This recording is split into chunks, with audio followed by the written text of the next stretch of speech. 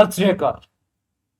ਮੈਂ ਉਮੀਦ ਕਰਦਾ ਹਾਂ ਕਿ ਤੁਹਾਡੀ ਐਕਸਾਈਜ਼ ਐਂਡ ਟੈਕਸੇਸ਼ਨ ਇੰਸਪੈਕਟਰ ਦੀ ਤਿਆਰੀ ਬਹੁਤ ਵਧੀਆ ਚੱਲ ਰਹੀ ਹੋਊਗੀ ਤੇ ਉਸੇ ਦਿਸ਼ਾ ਦੇ ਵਿੱਚ ਆਪਾਂ ਅਗਲੇ ਪੜਾਅ ਵੱਲ ਵਧਦੇ ਹਾਂ। ਅੱਜ ਆਪਾਂ ਏਐਮਸੀ ਦੇ ਮੋਸਟ ਇੰਪੋਰਟੈਂਟ ਟੌਪਿਕਸ ਜਿਹੜੇ ਨੇ ਉਹਨਾਂ ਨੂੰ ਥਰੂ ਐਮਸੀਕਿਊ ਕਵਰ ਕਰਾਂਗੇ। ਇਸ ਤੋਂ ਪਹਿਲਾਂ ਆਪਾਂ polity, geography, economy, modern history ਦੇ ਜਿੰਨੇ ਵੀ ਇੰਪੋਰਟੈਂਟ ਐਮਸੀਕਿਊਜ਼ ਬਣਦੇ, ਇੰਪੋਰਟੈਂਟ ਟੌਪਿਕਸ ਬਣਦੇ ਉਹਨਾਂ ਨੂੰ ਥਰੂ ਐਮਸੀਕਿਊ ਕਵਰ ਕੀਤਾ ਤੇ ਅੱਜ ਦੀ ਵੀਡੀਓ ਵਿੱਚ ਆਪਾਂ ਏਐਮਸੀ ਏਂਸ਼ੀਅੰਟ ਮਿਡੀਵਲ ਤੇ ਕਲਚਰ ਦੇ ਜਿੰਨੇ ਇੰਪੋਰਟੈਂਟ ਟੌਪਿਕਸ ਬਣਦੇ ਆ ਉਹਨਾਂ ਨੂੰ ਥਰੂ ਐਮਸੀਕਿਊ ਕਵਰ ਕਰਦੇ ਆ। तो शुरू करते हैं सब तो पहला फ्रॉम एंशिएंट हिस्ट्री। हाँ जी, which of the following in this very civilization sites is correctly matched with the river on whose the bank it is located? Basically question पूछा जा रहा है इन दिस वैली सिविलाइजेशन, तो ਇੱਥੋਂ ਸਭ ਤੋਂ ਵੱਧ ਉਮੀਦ ਹੈ ਤੁਹਾਡੇ ਕੁਐਸਚਨ ਪੁੱਛੇ ਜਾਣ, ਰਾਈਟ। ਸੋ ਇੱਥੇ ਜਿਹੜੇ ਟੌਪਿਕਸ ਇੰਪੋਰਟੈਂਟ ਹੋ ਜਾਂਦੇ ਆ, ਇੱਕ ਤਾਂ ਸਾਈਟਸ ਇੰਪੋਰਟੈਂਟ ਹੋ ਜਾਂਦੀ ਹੈ, ਉਹਨਾਂ ਦੇ ਕੋਰਸਪੋਂਡਿੰਗ ਕਿਹੜੀ ਰਿਵਰ ਜਾ ਰਹੀ ਹੈ ਉਹ ਇੰਪੋਰਟੈਂਟ ਹੋ ਜਾਂਦੀ ਹੈ। ਇਸ ਤੋਂ ਇਲਾਵਾ ਇਹ ਸਾਈਟਸ ਜਿਹੜੀਆਂ ਹੈ ਨੇ ਇਹ ਕਿਹਨੇ ਡਿਸਕਵਰ ਕੀਤੀਆਂ, ਆਹ ਵੀ ਇੰਪੋਰਟੈਂਟ ਹੋ ਜਾਂਦਾ। ਤਾਂ ਆਪਾਂ ਉਰੇ ਗੱਲ ਕਰਦੇ ਹਾਂ, ਕੁਐਸਚਨ ਤੇ ਆਨੇ ਆਪਾਂ। ਹਾਂਜੀ, so the following in this very civilization site is correctly matched with the river on whose banks it was located? पहला है हड़प्पा, कॉरस्पॉन्डिंग ऑप्शन इंदस है। फिर मोहनजोदाड़ो, कॉरस्पॉन्डिंग ऑप्शन रावी। फिर कालीबंगन, घग्गर, लोथल, सतलुज। ਇਹਦੇ ਵਿੱਚ ਤੁਸੀਂ ਦੇਖੋਗੇ ਕਰੈਕਟ ਮੈਚ ਦੀ ਗੱਲ ਹੋ ਰਹੀ ਹੈ। ਹੜੱਪਾ ਇੰਦਸ ਦੇ ਕਿਨਾਰੇ ਨਹੀਂ ਹੈਗਾ ਜੀ, ਹੜੱਪਾ ਰਾਵੀ ਦੇ ਕਿਨਾਰੇ ਹੈ ਤੇ ਮਹਿੰਜੋਦਾੜੋ ਜਿਹੜਾ ਹੈਗਾ ਉਹ ਇੰਦਸ ਦੇ ਕਿਨਾਰੇ ਹੈਗਾ, ਤਾਂ ਇਹਨੂੰ ਉਲਟਾ ਕੀਤਾ ਗਿਆ। ਇੱਥੇ ਲੋਥਲ ਦੀ ਗੱਲ ਕਰਾਂ, ਸਤਲੁਜ ਜਿਹੜਾ ਹੈਗਾ, ਸਤਲੁਜ ਦੇ ਕਿਨਾਰੇ ਲੋਥਲ ਨਹੀਂ ਹੈ। ਲੋਥਲ ਤੁਹਾਨੂੰ ਗੁਜਰਾਤ 'ਚ ਦੇਖਣ ਨੂੰ ਮਿਲਦਾ ਹੈ and it is famous for dockyard. Ships ਦਾ ਡੌਕਯਾਰਡ ਵੀ ਉਰੇ ਡਿਸਕਵਰ ਕੀਤਾ ਗਿਆ। ਤਾਂ ਉਰੇ ਜਿਹੜੀ ਰਿਵਰ ਆਉਂਦੀ ਹੈ ਉਹਨੂੰ ਆਪਾਂ ਕਹਿੰਦੇ ਆ ਭੋਗਾਵਾ। ਭੋਗਾਵਾ ਰਿਵਰ ਦੇ ਕਿਨਾਰੇ ਤੇ ਲੋਥਲ ਆਪਾਂ ਨੂੰ ਮਿਲਦਾ ਹੈ। ਕਾਲੀਬੰਗਨ ਤੇ ਘੱਗਰ, ਇਹ ਜਿਹੜਾ ਮੈਚ ਹੈਗਾ ਇਹ ਬਿਲਕੁਲ ਸਹੀ ਹੈ ਜੀ। ਕਾਲੀਬੰਗਨ ਤੁਹਾਨੂੰ ਰਾਜਸਥਾਨ 'ਚ ਦੇਖਣ ਨੂੰ ਮਿਲੂਗਾ ਤੇ ਘੱਗਰ ਰਿਵਰ ਬਿਲਕੁਲ ਸਹੀ ਮੈਚ ਹੈਗਾ। C is the right option. Next, at which of the following Harappan sites was a unique terracotta model of plough discovered? ਹੁਣ ਕੁਝ ਯੂਨੀਕ ਸਾਈਟਸ ਨੇ ਹੜੱਪਾ ਦੀਆਂ। ਫॉर एग्जांपल ਤੁਹਾਨੂੰ ਪੁੱਛਿਆ ਜਾ ਸਕਦਾ ਹੈ ਕਿ ਗ੍ਰੇਟ ਗ੍ਰੈਨਰੀ ਕਿੱਥੇ ਹੈ, ਕਿਉਂਕਿ ਬਹੁਤ ਸਿੰਪਲ ਕੁਐਸਚਨ ਸੀਗਾ ਤਾਂ ਕਰਕੇ ਮੈਂ ਜਾਣ ਕੇ ਪੁੱਛਿਆ ਨਹੀਂ ਹੈਗਾ, ਤੁਹਾਨੂੰ ਅਕਸਰ ਪਤਾ ਹੁੰਦਾ ਉਹਦੇ ਬਾਰੇ। ਫਿਰ ਆਪਾਂ ਪਿਛਲੀ ਸਲਾਈਡ ਦੇ ਵਿੱਚ ਗੱਲ ਕਰ ਰਹੇ ਸੀਗੇ ਡੌਕਯਾਰਡ ਕਿੱਥੇ ਹੈ, ਆਪਾਂ ਨੂੰ ਪਤਾ ਲੋਥਲ ਦੇ ਵਿੱਚ ਹੈਗਾ। ਤਾਂ ਕੁਝ ਯੂਨੀਕ ਸਾਈਟਸ ਨੇ, ਉਹਨਾਂ ਦੇ ਨਾਲ ਕੁਝ ਯੂਨੀਕ ਐਲੀਮੈਂਟਸ ਦੀ ਡਿਸਕਵਰੀ ਵੀ ਜੁੜੀ ਹੋਈ ਹੈ, ਉਹ ਵੀ ਯਾਦ ਰੱਖਿਓ, ਉੱਥੋਂ ਵੀ ਕੁਐਸਚਨ ਤੁਹਾਨੂੰ ਪੁੱਛਿਆ ਜਾ ਸਕਦਾ। So at which of the following Harappan sites was unique terracotta model of plough discovered? Plough ਜਿਹਨੂੰ ਆਪਾਂ ਕਹਿੰਦੇ ਫਾਵੜਾ ਕਹਿੰਦੇ ਆ, ਉਹ ਕਿੱਥੋਂ ਡਿਸਕਵਰ ਹੋਇਆ ਸੀਗਾ? Option A Banawali, then B Ropar, C Surkotada, then D Amri. The answer is A Banawali. Banawali ਤੋਂ terracotta model of plough discover ਹੋਇਆ ਸੀਗਾ। ਫੈਕਚੁਅਲ ਕੁਐਸਚਨ ਹੈ, ਯਾਦ ਰੱਖੋ। Next, regarding the Harappan town planning, the term citadel generally refers to which part of the settlement? Now we know in this very civilization is known for its town plan. ਆਪਾਂ ਸ਼ਹਿਰਾਂ ਦੀ ਗੱਲ ਕਰੀਏ, ਆਪਾਂ ਦੇਖਦੇ ਹਾਂ ਕਿ ਉਰੇ ਗ੍ਰਿਡ ਲਾਈਕ ਪੈਟਰਨ ਦੇਖਣ ਨੂੰ ਮਿਲਦਾ ਹੈ। ਇਸ ਤਰੀਕੇ ਨਾਲ ਲੋਕਾਂ ਦੇ ਘਰ ਇੱਥੇ ਬਣਾਏ ਹੁੰਦੇ ਆ। ਇਹ ਜਿਹੜਾ ਹੈਗਾ ਗ੍ਰਿਡ ਲਾਈਕ ਪੈਟਰਨ ਇਸ ਤਰੀਕੇ ਤੇ ਬਣਾਏ ਹੁੰਦੇ ਆ ਤੇ ਆਹ ਵਰਟੀਕਲ ਲਾਈਨਸ ਇਹ ਤੁਹਾਨੂੰ ਉੱਥੇ ਦੀ ਸਟਰੀਟਸ ਦਿਖਾਉਂਦੀ ਹੈ। ਫਿਰ ਤੁਹਾਨੂੰ ਡਰੇਨੇਜ ਪੈਟਰਨ ਵੀ ਬਹੁਤ ਸੋਹਣਾ ਦੇਖਣ ਨੂੰ ਮਿਲੂਗਾ। ਇਸੇ ਦਾ ਇੱਕ ਨੋਟੇਬਲ ਫੀਚਰ ਵੀ ਹੈ ਸਿਟਾਡਲ। ਸਿਟਾਡਲ ਦਾ ਮਤਲਬ ਹੁੰਦਾ ਕੋਈ ਵੀ ਇੱਕ ਉੱਚੀ ਥਾਂ, ਉੱਚੀ ਥਾਂ। ਸੋ ਪਹਿਲਾ ਆਪਸ਼ਨ ਹੈ the sprawling lower town where common artisans resided. The answer is no, lower town ਦੀ ਗੱਲ ਕਰ ਰਹੇ ਹਾਂ, wrong. then the fortified western elevated area containing public platforms and large residential units. C, special separate commercial market square located outside municipal limits. No, this is also incorrect. Then the underground layout of public drainage network. ਇਹ ਤਾਂ town planning ਦਾ integral part ਹੈਗਾ, ਪਰ ਸਿਟਾਡਲ ਨਾਲ ਇਹਦਾ ਕੋਈ ਲੈਣਾ ਦੇਣਾ ਨਹੀਂ ਹੈ, right. So B is the right answer, ਕਿਉਂਕਿ ਇਹ ਵੈਸਟਰਨ ਐਂਡ ਤੇ ਇੱਕ ਐਲੀਵੇਟਡ ਏਰੀਆ ਹੁੰਦਾ ਹੈ। ਸਿਟਾਡਲ ਆਪਾਂ ਨੂੰ ਦੇਖਣ ਨੂੰ ਮਿਲਦਾ ਹੈ, ਜਨਰਲ ਦੇਖਣ ਨੂੰ ਮਿਲਦਾ ਹੈ, ਠੀਕ ਹੈ। ਤੇ citadel is known for housing public platforms, important ਜਿਹੜੇ ਪਬਲਿਕ ਬਿਲਡਿੰਗਸ ਹੁੰਦੀ ਸੀ, ਫॉर ਐਗਜ਼ਾਮਪਲ ਗ੍ਰੈਨਰੀਜ਼ ਹੁੰਦਾ ਸੀ, ਜਾਂ ਆਪਾਂ ਗੱਲ ਕਰੀਏ ਗ੍ਰੇਟ ਬਾਥ ਹੁੰਦੀ ਸੀ, ਉਹ ਤੁਹਾਨੂੰ ਸਿਟਾਡਲ ਨਾਲ ਪਾਸੇ ਦੇਖਣ ਨੂੰ ਮਿਲਦੀ ਹੈ। ਤੇ ਇਹ ਕਿਹਾ ਜਾਂਦਾ ਕਿ ਸਿਟਾਡਲ ਜਿਹੜੇ ਲੋਕ ਰਹਿੰਦੇ ਵੀ ਸੀਗੇ ਰੈਜ਼ੀਡੈਂਸ਼ੀਅਲ ਕੰਪਲੈਕਸ ਦੇ ਵਿੱਚ, ਯੂਨਿਟਸ ਦੇ ਵਿੱਚ, ਉਹ ਉਸ ਏਰੀਆ ਦੇ ਜਾਂ ਉਸ ਰੀਜਨ ਦੇ ਇੰਪੋਰਟੈਂਟ ਪਰਸਨੈਲਿਟੀਜ਼ ਹੁੰਦੀਆਂ ਸੀ। ਚਲੋ ਉਸ ਤੋਂ ਬਾਅਦ ਆਪਾਂ ਅੱਗੇ ਵਧਦੇ ਹਾਂ। हाँ जी, archaeological evidence of a multi tiered stadium with a sophisticated large stone inscription board containing 10 giant letters was excavated at. Option A ਰਾਖੀਗੜੀ, B Lothal, C ਢੋਲਾਵੀਰਾ ਤੇ D ਚੰਨੂਥਾਰੂ। ਇਹਦਾ ਆਨਸਰ ਹੈਗਾ ਜੀ ਢੋਲਾਵੀਰਾ। ਇਹਦਾ ਆਨਸਰ ਹੈਗਾ ਢੋਲਾਵੀਰਾ। ਇੱਕ ਲਾਰਜ ਮਲਟੀ ਟੀਅਰ ਸਟੇਡੀਅਮ ਪੂਰੇ ਆਪਾਂ ਨੂੰ ਦੇਖਣ ਨੂੰ ਮਿਲਦਾ ਹੈ, ਰਾਈਟ। ਸੋ ਇਸ ਦੇ ਨਾਲ ਯਾਦ ਰੱਖਿਓ, ਲਾਰਜ ਮਲਟੀ ਟੀਅਰ ਸਟੇਡੀਅਮ ਢੋਲਾਵੀਰਾ ਯਾਦ ਹੋਣਾ ਚਾਹੀਦਾ। Next है जी उसके बाद which of the following features characterizes the nature of Indus Valley civilizations religious practices। पहला है dominance of monumental temple structures dedicated to male deities, then complete absence of any symbolic representation of animals or trees, then prevalence of mother goddess cult figures, phallic yoni worship and reverence for proto Shiva figure, then D a rigidly organized state enforced monotheism centered around planetary bodies। देखो ਜਦੋਂ ਆਪਾਂ Indus civilisation ਦੀ religious practices ਦੀ ਗੱਲ ਕਰਦੇ ਹਾਂ, ਹਾਲਾਂਕਿ ਦੇਖੋ ਪੂਰੀ script ਹਾਲੇ ਤੱਕ ਡਿਸਾਈਫਰ ਨਹੀਂ ਹੋਈ ਹੈਗੀ, ਖੈਰ ਸਕ੍ਰਿਪਟ ਤਾਂ ਡਿਸਾਈਫਰ ਨਹੀਂ ਹੋਈ, ਹਾਲੇ ਤੱਕ ਆਪਾਂ ਅਨੁਮਾਨ ਹੀ ਲਗਾਉਂਦੇ। ਆਪਾਂ ਨੂੰ ਅਕ੍ਰੋਸ ਇੰਡਸ ਵੈਲੀ ਸਿਵਲਾਈਜੇਸ਼ਨ ਕੁਝ ਆਪਾਂ ਨੂੰ ਸਕਲਚਰਸ ਦੇਖਣ ਨੂੰ ਮਿਲਦੇ ਆ, ਕੁਝ ਫਿਗਰੀਨਸ ਦੇਖਣ ਨੂੰ ਮਿਲਦੇ ਆ, ਮੂਰਤੀਆਂ ਦੇਖਣ ਨੂੰ ਮਿਲਦੀਆਂ। ਉਹਦੇ ਵਿੱਚੋਂ ਇੱਕ ਵੈਰੀ ਇੰਪੋਰਟੈਂਟ ਜਿਹੜੀ ਆਪਾਂ ਨੂੰ ਫਿਗਰੀਨ ਦੇਖਣ ਨੂੰ ਮਿਲਦੀ ਹੈ, ਉਹ ਹੁੰਦੀ ਹੈ ਮਦਰ ਗੋਡੈਸ। ਤਾਂ ਇਹ ਮੰਨਿਆ ਜਾਂਦਾ ਹੈ ਕਿ ਮਦਰ ਗੋਡੈਸ ਨੂੰ ਰਿਲੀਜੀਅਸ ਵਰਸ਼ਿਪ ਲਈ ਯੂਜ਼ ਕਰਦੇ ਸੀ। ਫਿਰ ਫੈਲਿਕ ਤੇ ਯੋਨੀ ਵਰਸ਼ਿਪ, ਯਾਨੀ ਕਿ ਇਹ ਫਰਟੀਲਿਟੀ ਦੇ ਨਾਲ ਸੰਬੰਧਿਤ ਹੈ। ਅੱਜ ਆਪਾਂ ਦੇਖੀਏ ਫੈਲਿਕ ਦੀ ਆਪਾਂ ਗੱਲ ਕਰੀਏ ਤੇ ਵਜਾਈਨਾ ਦੀ ਗੱਲ ਹੋ ਰਹੀ ਹੁੰਦੀ ਹੈ, ਤੇ ਸੌਰੀ ਫੈਲਿਕ ਦੀ ਗੱਲ ਕਰੀਏ ਤਾਂ ਪੀਨਿਸ ਦੀ ਗੱਲ ਹੋ ਰਹੀ ਹੈ, ਫਰਟੀਲਿਟੀ ਦੀ ਗੱਲ ਹੋ ਰਹੀ ਹੈ ਉਰੇ। ਯੋਨੀ ਦੀ ਗੱਲ ਕਰੀਏ ਤਾਂ ਵਜਾਈਨਾ ਦੀ ਗੱਲ ਹੋ ਰਹੀ ਹੈ, ਅਗੇਨ ਫਰਟੀਲਿਟੀ। ਫਿਰ ਰੈਵਰੈਂਸ ਫॉर ਪ੍ਰੋਟੋ ਸ਼ਿਵਾ ਫਿਗਰ, ਉਰੇ ਜਿਹੜੀ ਸੀਲਸ ਮਿਲਦੀਆਂ ਸੀਗੀਆਂ, ਸੀਲਸ ਬਹੁਤ ਇੰਪੋਰਟੈਂਟ ਨੇ। ਉਹ ਸੀਲਸ ਦੇ ਵਿੱਚ ਤੁਹਾਨੂੰ ਕੁਝ ਫਿਗਰਸ ਦੇਖਣ ਨੂੰ ਮਿਲਦੇ ਸੀਗੇ, ਉਹਦੇ ਵਿੱਚੋਂ ਇੱਕ ਫਿਗਰ ਜਿਹੜਾ ਹੈਗਾ ਉਹਨੂੰ ਜੋੜਿਆ ਜਾਂਦਾ ਵਿਦ ਪ੍ਰੋਟੋ ਸ਼ਿਵਾ। ਵਿਦ ਪ੍ਰੋਟੋ ਸ਼ਿਵਾ ਇੱਕ ਕ੍ਰਾਸ ਲੈਗਡ ਪਰਸਨੈਲਿਟੀ ਹੈ ਜੋ ਉਸ ਸੀਲ ਦੇ ਵਿੱਚ ਬੈਠੀ ਹੋਈ ਹੈ। It is covered ਬਾय animal such S tiger ਹੋ ਗਿਆ, ਰਾਈਨੋਸੋਰਸ ਹੋ ਗਿਆ, ਫਿਰ ਤੁਸੀਂ ਦੇਖੋਗੇ ਡੀਅਰ ਹੋ ਗਿਆ, ਇਹ ਸਾਰੇ ਐਲੀਮੈਂਟਸ ਉਹਨੂੰ ਕਵਰ ਕਰ ਰਹੇ ਹਨ, ਰਾਈਟ। ਤਾਂ ਇੱਕ ਕ੍ਰਾਸ ਲੈਗਡ ਫੀਚਰ ਦੇਖਣ ਨੂੰ ਮਿਲਦਾ ਹੈ, ਉਹਨੂੰ ਆਪਾਂ ਪ੍ਰੋਟੋ ਸ਼ਿਵਾ ਦੀ ਕੈਟਾਗਰੀ ਚ ਰੱਖਦੇ ਹਾਂ। ਸੀ is the right answer over hair, right. ਦੋ ਹਾਲੇ ਤੱਕ ਆਪਾਂ ਨੂੰ ਪੂਰੀ ਕਲੈਰਿਟੀ ਨਹੀਂ ਹੈਗੀ, ਬਟ ਹਾਂ ਜੋ ਹੁਣ ਤੱਕ ਆਪਣੇ ਕੋਲ ਐਵੀਡੈਂਸ ਆਏ ਜੋ ਆਪਣੀ ਅੰਡਰਸਟੈਂਡਿੰਗ ਹੈ ਉਹਦੇ ਮੁਤਾਬਿਕ C is the right answer. Next है जी the ancient Harappan coastal site of Sukta Gandor, which served as a vital trading post with contemporary West Asian settlements, is situated in which modern day region। ਸੁਕਤਾ ਗੰਡੋਰ ਦੇਖੋ important ਜਿਹੜੇ ports ਹੋ ਗਏ, north limit, southern limit, western limit, eastern limit, ਇਹਨਾਂ ਤੋਂ ਤਾਂ ਆਮ question ਪੁੱਛੇ ਜਾਂਦੇ ਆ। ਜਿੱਥੇ ਤੱਕ ਮੈਨੂੰ ਲੱਗਦਾ ਹੈ ਉਹ ਪੋਰਟਸ ਤੇ ਜ਼ਿਆਦਾ ਕੁਐਸਚਨ ਪੁੱਛਣ ਦੀ ਉਮੀਦ ਲੱਗ ਰਹੀ ਹੈ ਮੈਨੂੰ, ਤਾਂ ਪੋਰਟਸ ਤੋਂ ਤੁਸੀਂ ਜਿੰਨੇ ਵੀ ਪੋਰਟਸ ਪੜ੍ਹਦੇ ਆ ਉਹਨਾਂ ਨੂੰ ਕਵਰ ਕਰ ਲਿਓ ਵਧੀਆ ਤਰੀਕੇ ਨਾਲ। ਤਾਂ ਸੁਕਤਾ ਗੰਡਰ ਦੀ ਆਪਾਂ ਗੱਲ ਕਰ ਰਹੇ, ਸੁਕਤਾ ਗੰਡੋਰ ਦੀ ਆਪਾਂ ਗੱਲ ਕਰਦੇ ਹਾਂ, ਇਹ ਕਿੱਥੇ ਲੋਕੇਟਡ ਹੈ। Option A Makran coast, option B Kathiawar peninsula, ਫਿਰ ਸਿੰਧ, ਫਿਰ ਜੰਮੂ ਕਸ਼ਮੀਰ। ਦੇਖੋ ਜਦੋਂ ਆਪਾਂ ਗੱਲ ਕਰੀਏ ਇੰਡੀਆ ਦਾ ਇੱਕ ਮੈਂ ਰਫ ਮੈਪ ਬਣਾਵਾਂ ਤਾਂ ਇਹ ਜਿਹੜਾ ਪਾਰਟ ਬਣਦਾ ਹੈ, ਇਹ ਕਠਿਆਵਾੜ ਦਾ ਰੀਜਨ ਬਣਦਾ ਹੈ ਗੁਜਰਾਤ ਦੇ ਵਿੱਚ। ਉਰੇ ਤੁਹਾਨੂੰ ਦੇਖਣ ਨੂੰ ਮਿਲੂਗਾ ਕਿ ਉਰੇ ਤੁਹਾਨੂੰ ਲੋਥਲ ਦੇਖਣ ਨੂੰ ਮਿਲੂਗਾ, ਉਰੇ ਤੁਹਾਨੂੰ ਸੁਕਤਾ ਗੰਡੋਰ ਨਹੀਂ ਦੇਖਣ ਨੂੰ ਮਿਲੂਗਾ। ਸੁਕਤਾ ਗੰਡੋਰ ਕਿੱਥੇ ਦੇਖਣ ਨੂੰ ਮਿਲੂਗਾ, ਜੇ ਮੈਂ ਪਾਕਿਸਤਾਨ ਦਾ ਮੈਪ ਬਣਾਵਾਂ ਤੇ ਉਹਦੇ ਵਿੱਚ ਬਲੋਚਿਸਤਾਨ ਵਾਲਾ ਰੀਜਨ ਬਣਾਵਾਂ ਤਾਂ ਉੱਥੇ ਮੈਨੂੰ ਉਹਦਾ ਕੋਸਟਲ ਏਰੀਆ ਹੈ, ਉਹਦਾ ਪੋਰਟ ਇੱਕ ਦੇਖਣ ਨੂੰ ਮਿਲੂਗਾ, ਉਹ ਹੈ ਸੁਕਤਾ ਗੰਡੋਰ।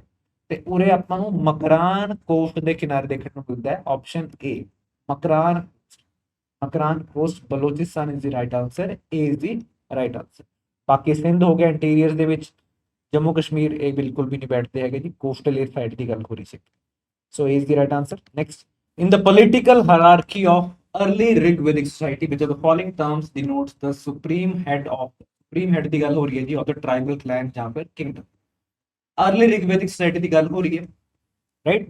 ਤਾਂ ਇਹਦੇ ਵਿੱਚ ਆਪਾਂ ਦੇਖੀਏ ਕੁਝ ਯੂਨਿਟ ਹੁੰਦੇ ਸੀਗੇ, ਜਿਵੇਂ ਸਭ ਤੋਂ ਛੋਟਾ ਜਿਹੜਾ ਯੂਨਿਟ ਹੁੰਦਾ ਸੀਗਾ ਸੋਸ਼ੀਓ ਪੋਲੀਟੀਕਲ ਸਫੇਅਰ ਦੇ ਵਿੱਚ ਮੈਂ ਗੱਲ ਕਰਾਂ, ਉਹ ਹੁੰਦਾ ਸੀਗਾ ਫੈਮਿਲੀ ਜਾਂ ਫਿਰ ਉਹਨੂੰ ਕੀ ਕਿਹਾ ਜਾਂਦਾ ਸੀ, ਉਹਨੂੰ ਕਿਹਾ ਜਾਂਦਾ ਸੀ ਕੁਲ। ਉਸ ਤੋਂ ਵੱਡਾ ਯੂਨਿਟ ਹੁੰਦਾ ਸੀਗਾ ਉਹ ਹੁੰਦਾ ਸੀਗਾ ਵਿਲੇਜ ਜਾਂ ਫਿਰ ਉਹਨੂੰ ਕੀ ਕਹਿੰਦੇ, ਉਹਨੂੰ ਕਿਹਾ ਜਾਂਦਾ ਗ੍ਰਾਮ। ਫਿਰ ਉਸ ਤੋਂ ਵੱਡਾ ਯੂਨਿਟ ਹੁੰਦਾ ਸੀਗਾ ਉਹਨੂੰ ਕਹਿੰਦੇ ਸੀ ਵਿਸ, ਮਤਲਬ ਕਲੈਨ। ਉਸ ਤੋਂ ਉੱਤੇ ਯੂਨਿਟ ਜਿਹੜਾ ਹੁੰਦਾ ਸੀਗਾ ਉਹ ਹੁੰਦਾ ਸੀਗਾ ਜਨ, ਮਤਲਬ tribe.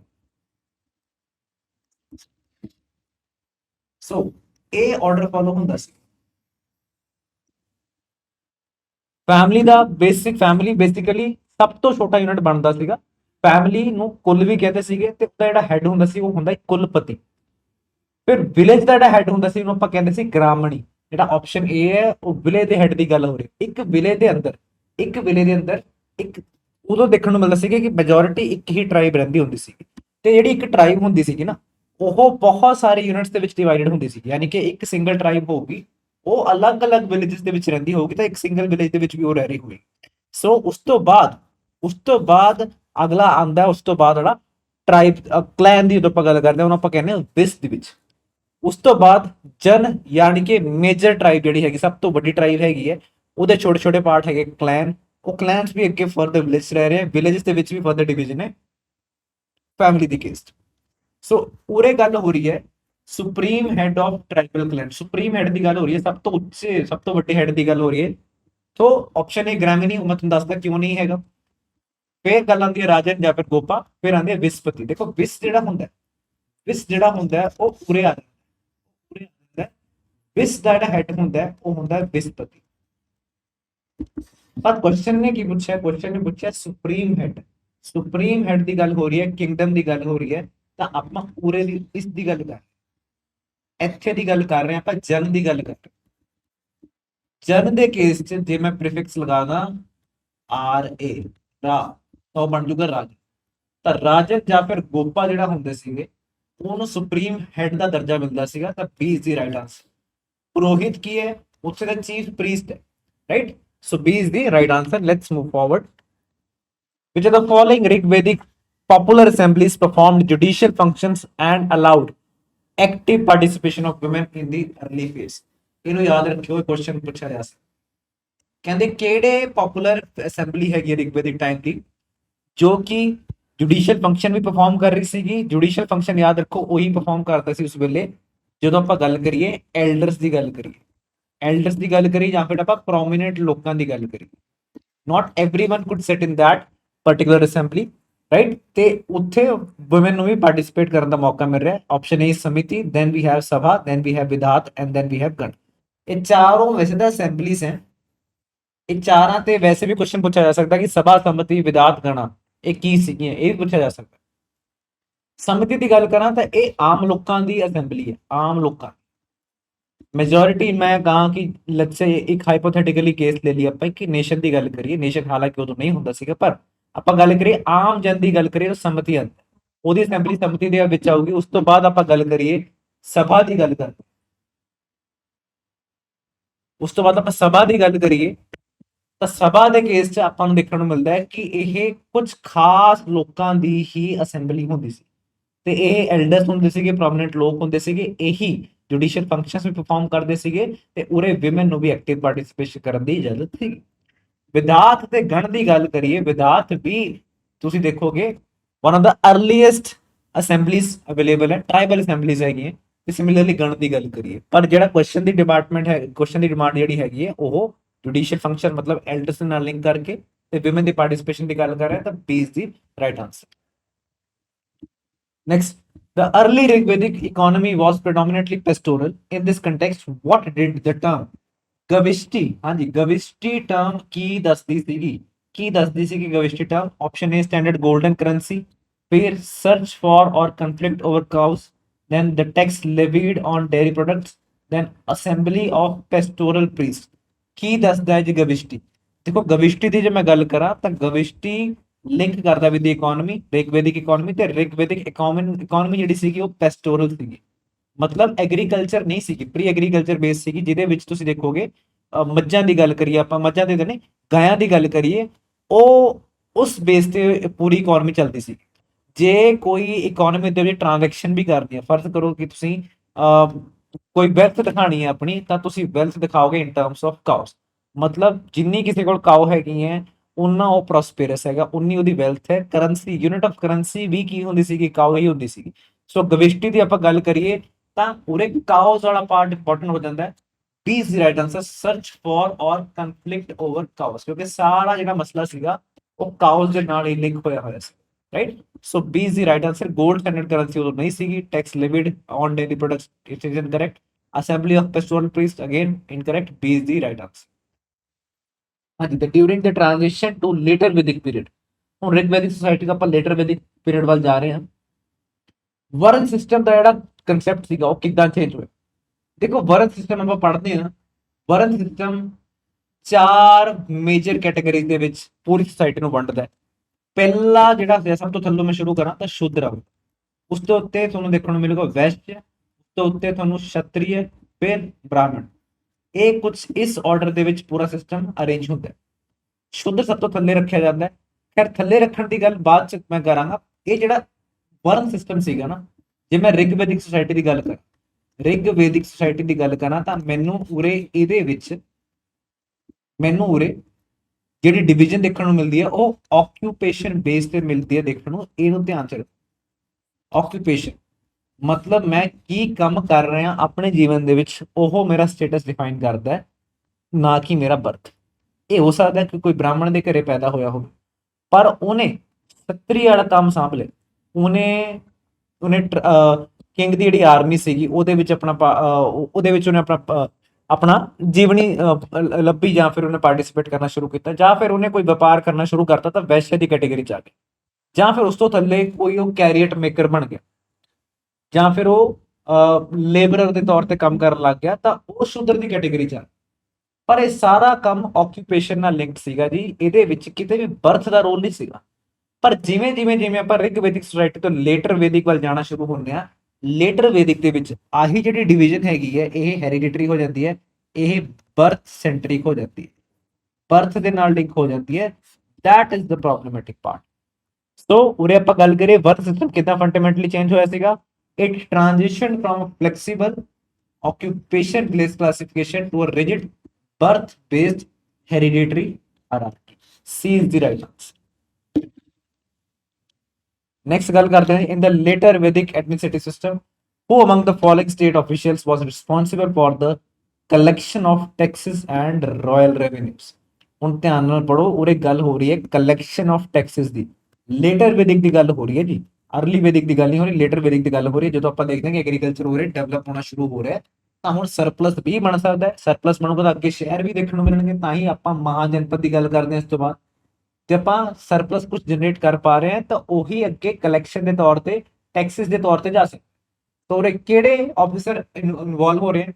Option A sangrahitri, then bhagadugha, then akshavapa, then suta. जो आप गल करते हैं कलैक्शन दी, कलैक्शन ऑफ टैक्सिस की जो आप गल करते हैं दोस्तों, उदों आप गल करांगे भाग दी। यानी कि स्टेट की मंगती है, स्टेट अपना एक हिस्सा मंगती है, भाग मंगती है, तो भाग कौन उरे कलैक्ट करके दूगा? The word is bhagadugha. B is the right answer. जे आही क्वेश्चन हुंदा कि ट्रेजरी कौन है, मेंटेन कौन करूगा, कलैक्शन की गल नहीं हो रही, पैसा एक बार आ गया उन्होंने मेंटेन कौन करूगा? मेंटेन फिर आप कह सकते हैं कि हाँ जी संग्रहित्री करू। मेंटेन ਉਹਦੇ ਰੈਵਨਿਊ ਅਕਾਊਂਟ ਨੂੰ ਮੇਨਟੇਨ ਕਰਨਾ, ਉਹਦੇ ਖਾਤੇ ਨੂੰ ਮੇਨਟੇਨ ਕਰਨਾ, ਕਿੰਨਾ ਪੈਸਾ ਆਇਆ ਕਿੰਨਾ ਨਹੀਂ ਆਇਆ, ਉਹ ਕੌਣ ਕਰੂਗਾ? ਉਹ ਸੰਗ੍ਰਹਿਤਰੀ ਕਰੂਗਾ। ਪਰ ਜਦੋਂ ਕਲੈਕਸ਼ਨ ਦੀ ਗੱਲ ਹੋਗੀ ਤਾਂ ਭਾਗ ਦੁੱਗਾ ਜਿਹੜੇ ਹੈਗੇ ਉਹ ਕਲੈਕਸ਼ਨ ਦੇ ਤੌਰ ਤੇ ਉਰੇ ਕੰਮ ਕਰਨਗੇ। ਰਾਈਟ, ਅੱਗੇ ਵਧਦੇ ਆਪਾਂ। ਹਾਂਜੀ, which mahajanapada of ancient India was powerful confederacy of 8 lands with its capital situated at Vaishali. ਹੁਣ ਦੇਖੋ ਦੋਸਤੋ, ਮਹਾਜਨਪਦ ਦੀ ਲੋਕੇਸ਼ਨ ਇੰਪੋਰਟੈਂਟ ਹੈ। एक मैप थोड़े दिमाग से हमेशा होना चाहिए। वेस्ट कौन है, नॉर्थ कौन है, साउथ कौन है, ईस्ट कौन है। वेस्ट ईस्ट अरेंजमेंट ਉਹਦੀ ਤੁਹਾਨੂੰ ਪਤਾ ਹੋਣੀ ਚਾਹੀਦੀ ਹੈ, ਉਹਦਾ ਮੈਪ ਇੰਪੋਰਟੈਂਟ ਹੈ। ਤੇ ਦੂਜੀ ਗੱਲ ਉਹਦੀ ਜਿਹੜੀ ਇੰਪੋਰਟੈਂਟ ਹੈਗੀ ਹੈ ਉਹ ਹੈਗੀ ਉਹਦੀ ਕੈਪੀਟਲ। ਮਹਾਜਨਪਦ ਤੇ ਕੋਰਸਪੋਂਡਿੰਗ ਉਹਨਾਂ ਦੀ ਕੈਪੀਟਲ ਤੁਹਾਨੂੰ ਪਤਾ ਹੋਣੀ ਚਾਹੀਦੀ ਹੈ। ਟੋਟਲ 16 ਮਹਾਜਨਪਦ ਹੈ, ਇਹਨੂੰ ਰੱਟ ਲਓ ਭਾਈ, ਕੁਐਸਚਨ ਪੁੱਛਿਆ ਜਾ ਸਕਦਾ। ਇਸ ਕੁਐਸਚਨ ਦੇ ਵਿੱਚ ਆਪਾਂ ਕਵਰ ਕਰ ਰਹੇ ਹਾਂ ਕਿ ਕਿਹੜਾ ਮਹਾਜਨਪਦ ਹੈਗਾ ਉਹਦੀ ਕੈਪੀਟਲ ਵੈਸ਼ਾਲੀ ਹੈ। ਵੈਸ਼ਾਲੀ ਤੁਸੀਂ ਦੇਖੋਗੇ ਈਸਟ ਵਾਲੇ ਪਾਸੇ बिहार एरिया तुम देखने को मिलूगी। केड़ा है जी? Option A Magadh, then Kaushal, then Vajji, then Avanti. What is the right answer? जब आप मगध की गल करते हैं, मगध की दो कैपिटल्स तुहानूं देखने को मिलती हैं। एक तो होंदी है राजगृह, फिर पतलीपुत्र। ਤਾਂ ਵੈਸ਼ਾਲੀ ਨਹੀਂ ਹੋਈ, ਤਾਂ ਇਹ ਹੋ ਗਿਆ ਇਨਕਰੈਕਟ। ਫਿਰ ਮੈਂ ਗੱਲ ਕਰਾਂ ਕੌਸ਼ਲ ਦੀ ਗੱਲ ਕਰਾਂ, ਕੌਸ਼ਲ ਦੇ ਕੇਸ 'ਚ ਮੈਨੂੰ ਅਗੇਨ ਦੋ ਕੈਪੀਟਲ ਦੇਖਣ ਨੂੰ ਮਿਲਦੀ ਹੈ, ਇੱਕ ਹੈਗੀ ਹੈ ਪੁਸ਼ਪਤੀ, ਪੁਸ਼ਪਤੀ, ਤੇ ਦੂਜੀ ਹੈਗੀ ਹੈ ਸ਼ਰਵਸਤੀ।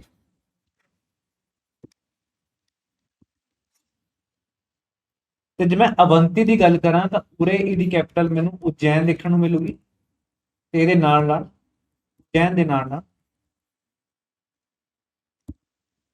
ਮਾਹੇਸ਼ਮਤੀ।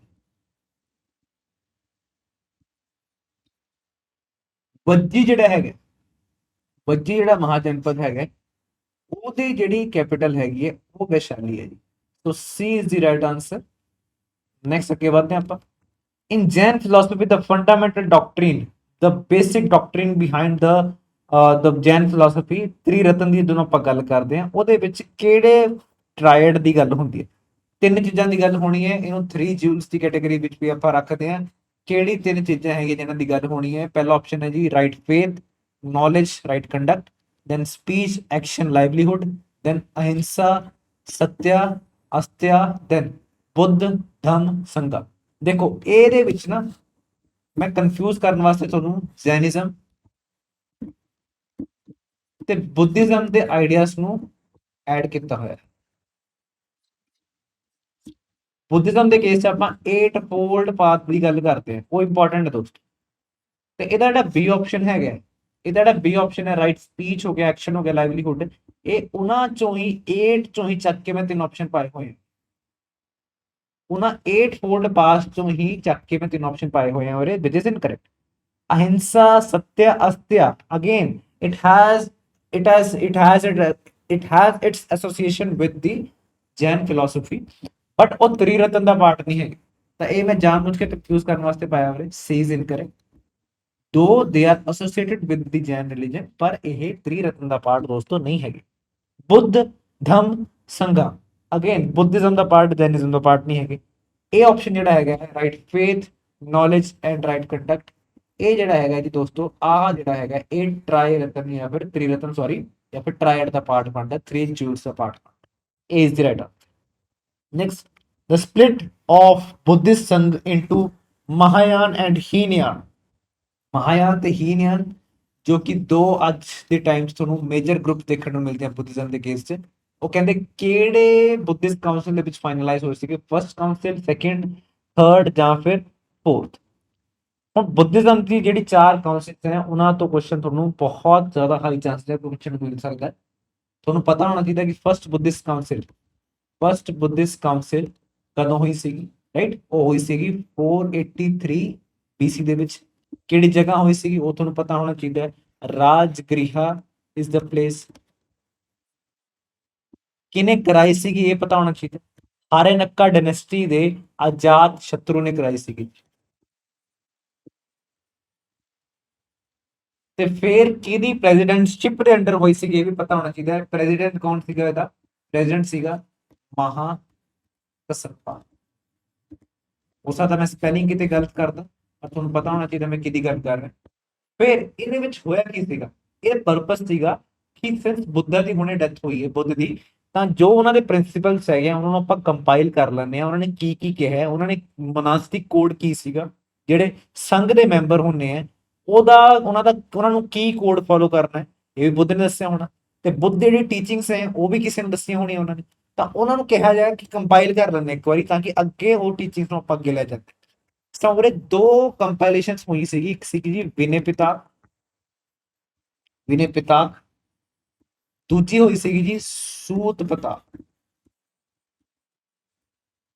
ਵਿਨੇ ਪਿਤਾਕ ਕੀ ਕਰਦਾ ਹੈ? ਵਿਨੇ ਪਿਤਾਕ ਉਰੇ ਮਨਾਸਟਿਕ ਕੋਡ ਦੀ ਤਰ੍ਹਾਂ ਐਕਟ ਕਰਦਾ ਹੈ, ਯਾਨੀ ਕਿ ਜਿਹੜੇ ਸੰਘ ਦੇ ਮੈਂਬਰ ਹੁੰਦੇ ਆ ਉਹਨਾਂ ਨੇ ਕੀ ਰਿਚੁਅਲਸ ਨੂੰ ਫੋਲੋ ਕਰਨਾ ਹੈ, ਕਿਸ ਤਰ੍ਹਾਂ ਦੀ ਉਹਨਾਂ ਦੀ ਜੀਵਨ ਜਾਂਚ ਹੋਣੀ ਚਾਹੀਦੀ ਹੈ, ਉਹ ਵਿਨੇ ਪਿਤਾਕ ਦੇ ਵਿੱਚ ਮੈਂਸ਼ਨਡ ਹੈਗਾ। ਸੂਤ ਪਿਤਾਕ ਦੀ ਆਪਾਂ ਗੱਲ ਕਰੀਏ ਤਾਂ ਉਰੇ ਬੁੱਧ ਦੀ ਜਿਹੜੀ ਟੀਚਿੰਗਸ ਹੈਗੀਆਂ ਉਹਨਾਂ ਦੀ ਕੰਪਾਈਲੇਸ਼ਨ ਉਰੇ ਆਪਾਂ ਨੂੰ ਦੇਖਣ ਨੂੰ ਮਿਲਦੀ। ਤਾਂ ਇਹ ਤਾਂ ਕਹਾਣੀ ਹੋਗੀ ਦੋਸਤੋ first Buddhist council the. Now allow me to erase this.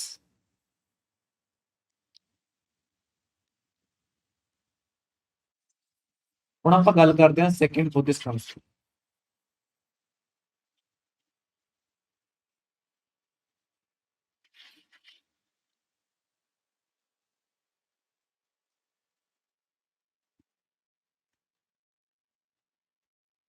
Second ਦੀ ਜਦੋਂ ਆਪਾਂ ਗੱਲ ਕਰਦੇ ਹਾਂ, ਇਹ ਹੋਈ ਸੀਗੀ 383 BC ਦੇ ਅਰਾਊਂਡ। ਤੇ ਪਲੇਸ ਕੀ ਸੀਗਾ ਜੀ? ਪਲੇਸ ਸੀਗਾ ਉਰੇ ਆਪਾਂ ਨੂੰ ਦੇਖਣ ਨੂੰ ਮਿਲੂਗਾ ਵੈਸ਼ਾਲੀ। ਤੇ ਕਰਾਈ ਕਿਨੇ ਸੀਗੀ? ਇਹ ਕਰਾਈ ਸੀਗੀ ਕਾਲਾ ਸ਼ੋਕਾ ਨੇ। ਤੇ ਉਰੇ ਚੇਅਰਮੈਨ ਕੌਣ ਸੀਗਾ, ਪ੍ਰੈਜ਼ੀਡੈਂਟ ਕੌਣ ਸੀਗਾ ਇਸ ਕਾਉਂਸਲ ਦਾ? ਉਹ ਸੀਗਾ ਸਭਾ ਕਮੀ। ਸਭਾ ਕਮੀ। ਉਰੇ ਆਊਟਕਮ ਕੀ ਆਇਆ? ਉਰੇ ਪਹਿਲੀ ਵਾਰੀ ਬੁੱਧਿਜ਼ਮ ਦੇ ਰਿਲੀਜਨ ਦੀ ਆਪਾਂ ਗੱਲ ਕਰੀਏ ਤਾਂ ਡਿਵੀਜ਼ਨ ਹੁੰਦੀ ਹੈ ਉਰੇ। ਥੇਰਾਵਡੀ ਨਹੀਂ, ਮਤਲਬ ਐਲਡਰਸ ਦੀ ਗੱਲ ਕਰ ਰਹੇ ਆਪਾਂ, ਐਲਡਰਸ ਤੇ ਮਹਾਸੰਘਿਕਾ ਦੇ ਵਿੱਚ। ਮਹਾਸੰਘਿਕਾ ਦੇ ਵਿੱਚ ਹੁਣ ਤੁਹਾਨੂੰ ਨਾ ਇਹ ਕੁਐਸਚਨ ਵੀ ਆ ਸਕਦਾ ਦੋਸਤੋ ਕਿ ਥੇਰਾਵਡੀ ਹੋ ਗਿਆ ਜਾਂ ਮਹਾਸੰਘਿਕਾ ਹੋ ਗਿਆ, ਇਹ ਕਿਹੜੇ ਰਿਲੀਜਨ ਦੇ ਨਾਲ ਲਿੰਕ ਹੋਏ ਹੋਏ? ਇਹ ਕਿਹੜੇ ਰਿਲੀਜਨ ਦੇ ਨਾਲ ਲਿੰਕ ਹੋਇਆ? ਪੇਪਰ ਨੀਟਰ ਨੇ ਲੈਣਾ, ਯਾਦ ਰੱਖਿਓ। ਕੁਐਸਚਨ ਉਹ ਤੁਹਾਡੇ ਸਿਲੈਕਟਡ ਟੌਪਿਕਸ ਵੀ ਪਾਣਗੇ, ਪਰ ਕੁਐਸਚਨ ਦਾ ਲੈਵਲ ਉੱਤੇ ਹੋ ਸਕਦਾ ਹੈ। ਮਹਾਸੰਘਿਕਾ ਥੇਰਾਵਡਿਨ ਦੀ ਗੱਲ ਕਰਾਂ ਤਾਂ ਇਹ ਅਰਲੀਐਸਟ ਡਿਵੀਜ਼ਨ ਸੀਗੀਆਂ ਬੁੱਧਿਜ਼ਮ ਦੇ ਵਿੱਚ, ਜੋ ਆਪਾਂ ਨੂੰ ਸੈਕੰਡ ਬੁੱਧਿਸਟ ਕਾਉਂਸਲ ਦੇ ਵਿੱਚ ਦੇਖਣ ਨੂੰ ਮਿਲਦੀ ਸੀ। ਥਰਡ ਦੀ ਗੱਲ ਕਰੀਏ ਆਪਾਂ ਉਸ ਤੋਂ ਬਾਅਦ, ਥਰਡ ਜਿਹੜੀ ਕਰਾਈ ਸੀਗੀ, ਅਗੇਨ ਤੁਹਾਨੂੰ ਪਤਾ ਹੈ ਉਹ ਬਹੁਤ ਫੇਮਸ ਹੋਈ ਸੀਗੀ, ਰਾਜਕੁਮਾਰ ਸਮਰਾਟ ਜਿਹੜੇ ਸੀਗੇ ਉਹ ਅਸ਼ੋਕ ਨੇ ਕਰਾਈ ਸੀਗੀ ਥਰਡ ਬੁੱਧਿਸਟ ਕਾਉਂਸਲ। ਉਹ ਕਰਾਈ ਸੀਗੀ ਅਰਾਊਂਡ 250 BC। ਤੇ ਪਲੇਸ ਕਿਹੜਾ ਸੀਗਾ ਜੀ? ਪਲੇਸ ਸੀਗਾ ਉਰੇ ਪਤਲੀ ਪੁੱਤਰਾ। ਇਹ ਕਿਨੇ ਚੇਅਰ ਕੀਤੀ ਸੀਗੀ? ਇਹ ਕੀਤੀ ਸੀਗੀ ਮੋਗਲੀ ਪੁੱਤ ਇਸਾ ਨੇ ਚੇਅਰ ਕੀਤੀ ਸੀ। ਤੇ ਇਹਦਾ ਆਊਟਕਮ ਹੋਇਆ ਕਿ ਅਭਿਧਮ ਪਿਟਾਕ ਦੀ ਕੰਪੋਜੀਸ਼ਨ ਹੋਈ। ਅਭਿਧਮ ਪਿਟਾਕ ਕੀ ਕਹਿੰਦਾ ਹੈ? ਇਹ ਫਿਲਾਸਫੀ ਦੀ ਗੱਲ ਕਰਦਾ ਬੁੱਧਿਜ਼ਮ। ਇਹ ਕਹਾਣੀ ਹੈ ਜੀ ਥਰਡ ਬੁੱਧਿਸਟ ਕਾਉਂਸਲ। ਫਿਰ ਆਪਾਂ ਗੱਲ ਕਰਦੇ ਹਾਂ ਇਸ ਤੋਂ ਬਾਅਦ, ਫਿਰ ਆਪਾਂ ਗੱਲ ਕਰਦੇ ਹਾਂ ਫੋਰਥ ਬੁੱਧਿਸਟ ਕਾਉਂਸਲ ਦੀ। ਤਾਂ ਫੋਰਥ ਬੁੱਧਿਸਟ ਕਾਉਂਸਲ ਦੀ ਆਪਾਂ ਗੱਲ ਕਰਦੇ ਹਾਂ ਤਾਂ ਉਰੇ ਆਪਾਂ ਗੱਲ ਕਰਾਂਗੇ ਕਿਨੇ ਕਰਵਾਈ ਸੀਗੀ? ਧਿਆਨਸਰਿਤ ਕਨਿਸ਼ਕ ਨੇ ਕਰਵਾਈ ਸੀਗੀ। ਤੇ ਕਦੋਂ ਕਰਵਾਈ ਸੀਗੀ? ਅਪਰੋਕਸੀਮੇਟਲੀ 72 AD ਦੇ ਆਸ-ਪਾਸ ਕਰਾਈ ਸੀਗੀ। ਤੇ ਉਰੇ ਚੇਅਰਮੈਨਸ਼ਿਪ ਕਿਹਦੇ ਕੋਲ ਸੀਗੀ? ਧਿਆਨਸਰਿਤ ਵਾਸੂ ਮਿੱਤਰਾ। ਤੇ ਉਰੇ ਆਊਟਕਮ ਕੀ ਹੋਇਆ? ਉਰੇ ਆਊਟਕਮ ਹੋਇਆ, ਇਹ ਅਫਕੋਰਸ ਇਹ ਕੁੰਡਲ ਵਨਾ ਚ ਹੋਈ ਸੀਗੀ ਜੀ, ਇਹ ਕੁੰਡਲ ਵਨਾ ਚ ਹੋਈ ਸੀਗੀ, ਕਸ਼ਮੀਰ ਦੇ ਵਿੱਚ ਹੋਈ ਸੀਗੀ। ਤੇ ਉਰੇ ਆਊਟਕਮ ਕੀ ਹੋਇਆ? ਆਊਟਕਮ ਉਹ ਹੋਇਆ ਜੋ ਕੁਐਸਚਨ ਵਿੱਚ ਪੁੱਛਿਆ ਗਿਆ। ਮਹਾਯਾਨ ਤੇ ਹੀਨਯਾਨ ਦੇ ਵਿੱਚ ਡਿਵੀਜ਼ਨ ਹੁੰਦੀ ਹੈ ਜੀ ਬੁੱਧਿਜ਼ਮ ਦੀ, right. The answer is fourth council of Kundalvana Kashmir ਦੇ ਵਿੱਚ ਹੋਈ ਸੀਗੀ। ਦਿਸ ਇਜ਼ ਵੈਰੀ ਇੰਪੋਰਟੈਂਟ, ਜੋ ਵੀ ਮੈਂ ਹਿਸਟਰੀ ਦੱਸੀ ਹੈ ਤੁਹਾਨੂੰ ਸਾਰੀ ਪਤਾ ਹੋਣੀ ਚਾਹੀਦੀ। ਫਿਰ ਗੱਲ ਕਰਦੇ ਹਾਂ ਇਸ ਤੋਂ ਬਾਅਦ ਅਲੈਗਜ਼ੈਂਡਰ ਦੀ ਗੱਲ ਕਰਦੇ ਹਾਂ, ਸਿਕੰਦਰ ਦੀ ਗੱਲ ਹੋ ਰਹੀ ਹੈ। ਦ great Alexander the Great fought the famous battle of Hydaspes. I hope I'm pronouncing it correct. Hydaspes 326 BC ਦੇ ਵਿੱਚ against the king Porus. Which modern Indian river is known as Hydaspes in ancient Greek records? ਕਿਹੜੀ ਨਦੀ ਦੇ ਕਿਨਾਰੇ ਇਹ ਲੜਾਈ ਹੋਈ ਸੀਗੀ? ਬੜੀ ਫੇਮਸ ਹੈ ਜੀ। The answer is B. Jhelum. Jhelum ਦੇ ਕਿਨਾਰੇ ਤੇ ਲੜਾਈ ਹੋਈ ਸੀਗੀ। ਤੇ ਜੇਲਮ ਨੂੰ ਗ੍ਰੀਕ ਭਾਸ਼ਾ ਦੇ ਵਿੱਚ ਆਪਾਂ ਜਾਣਦੇ ਹਾਂ ਕਿ ਆਹ Hydaspes भी कहने हैं। So B is the right answer. Next, who among the following modern administrative officer was the chief collector of revenue for the entire empire? ਹਾਂਜੀ ਹੁਣ ਗੱਲ ਹੋ ਰਹੀ ਹੈ ਪੂਰੇ ਕਲੈਕਟਰ ਦੀ ਗੱਲ ਹੋ ਰਹੀ ਹੈ। ਅਗੇਨ ਹਾਲੇ ਵੀ ਟ੍ਰੈਜਰੀ ਦੀ ਗੱਲ ਨਹੀਂ ਹੋ ਰਹੀ, ਟ੍ਰੈਜਰੀ ਨੂੰ ਕੌਣ ਮੇਨਟੇਨ ਕਰ ਰਿਹਾ ਉਹਦੀ ਗੱਲ ਨਹੀਂ ਹੋ ਰਹੀ, ਕਲੈਕਸ਼ਨ ਦੀ ਗੱਲ ਹੋ ਰਹੀ ਹੈ।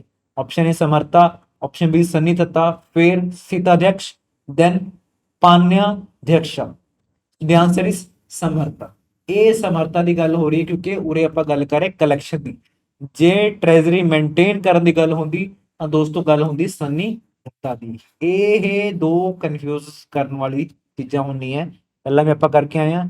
ਉਰੇ ਵੀ ਬੱਚੇ ਅਕਸਰ ਕਨਫਿਊਜ਼ ਹੋ ਜਾਂਦੇ ਆ ਸਮਰਤਾ ਤੇ ਸਨੀ ਦੱਤਾ ਦੇ ਵਿੱਚ। ਸਮਰਤਾ ਕਲੈਕਸ਼ਨ ਦੀ ਗੱਲ ਹੋਊਗੀ, ਜਦੋਂ ਮੇਨਟੇਨ ਕਰਨਾ ਉਹਨੂੰ ਟ੍ਰੈਜਰੀ ਰਿਕਾਰਡਸ ਮੇਨਟੇਨ ਕਰਨਾ ਹੈ ਉਹ ਸਨੀ ਦੱਤਾ ਦੀ ਗੱਲ ਹੋਊਗੀ। ਫਿਰ ਗੱਲ ਆਉਂਦੀ ਸੀਤਾਧਿਅਕਸ਼ ਤੇ ਪਾਨਿਆਧਿਅਕਸ਼ ਦੀ।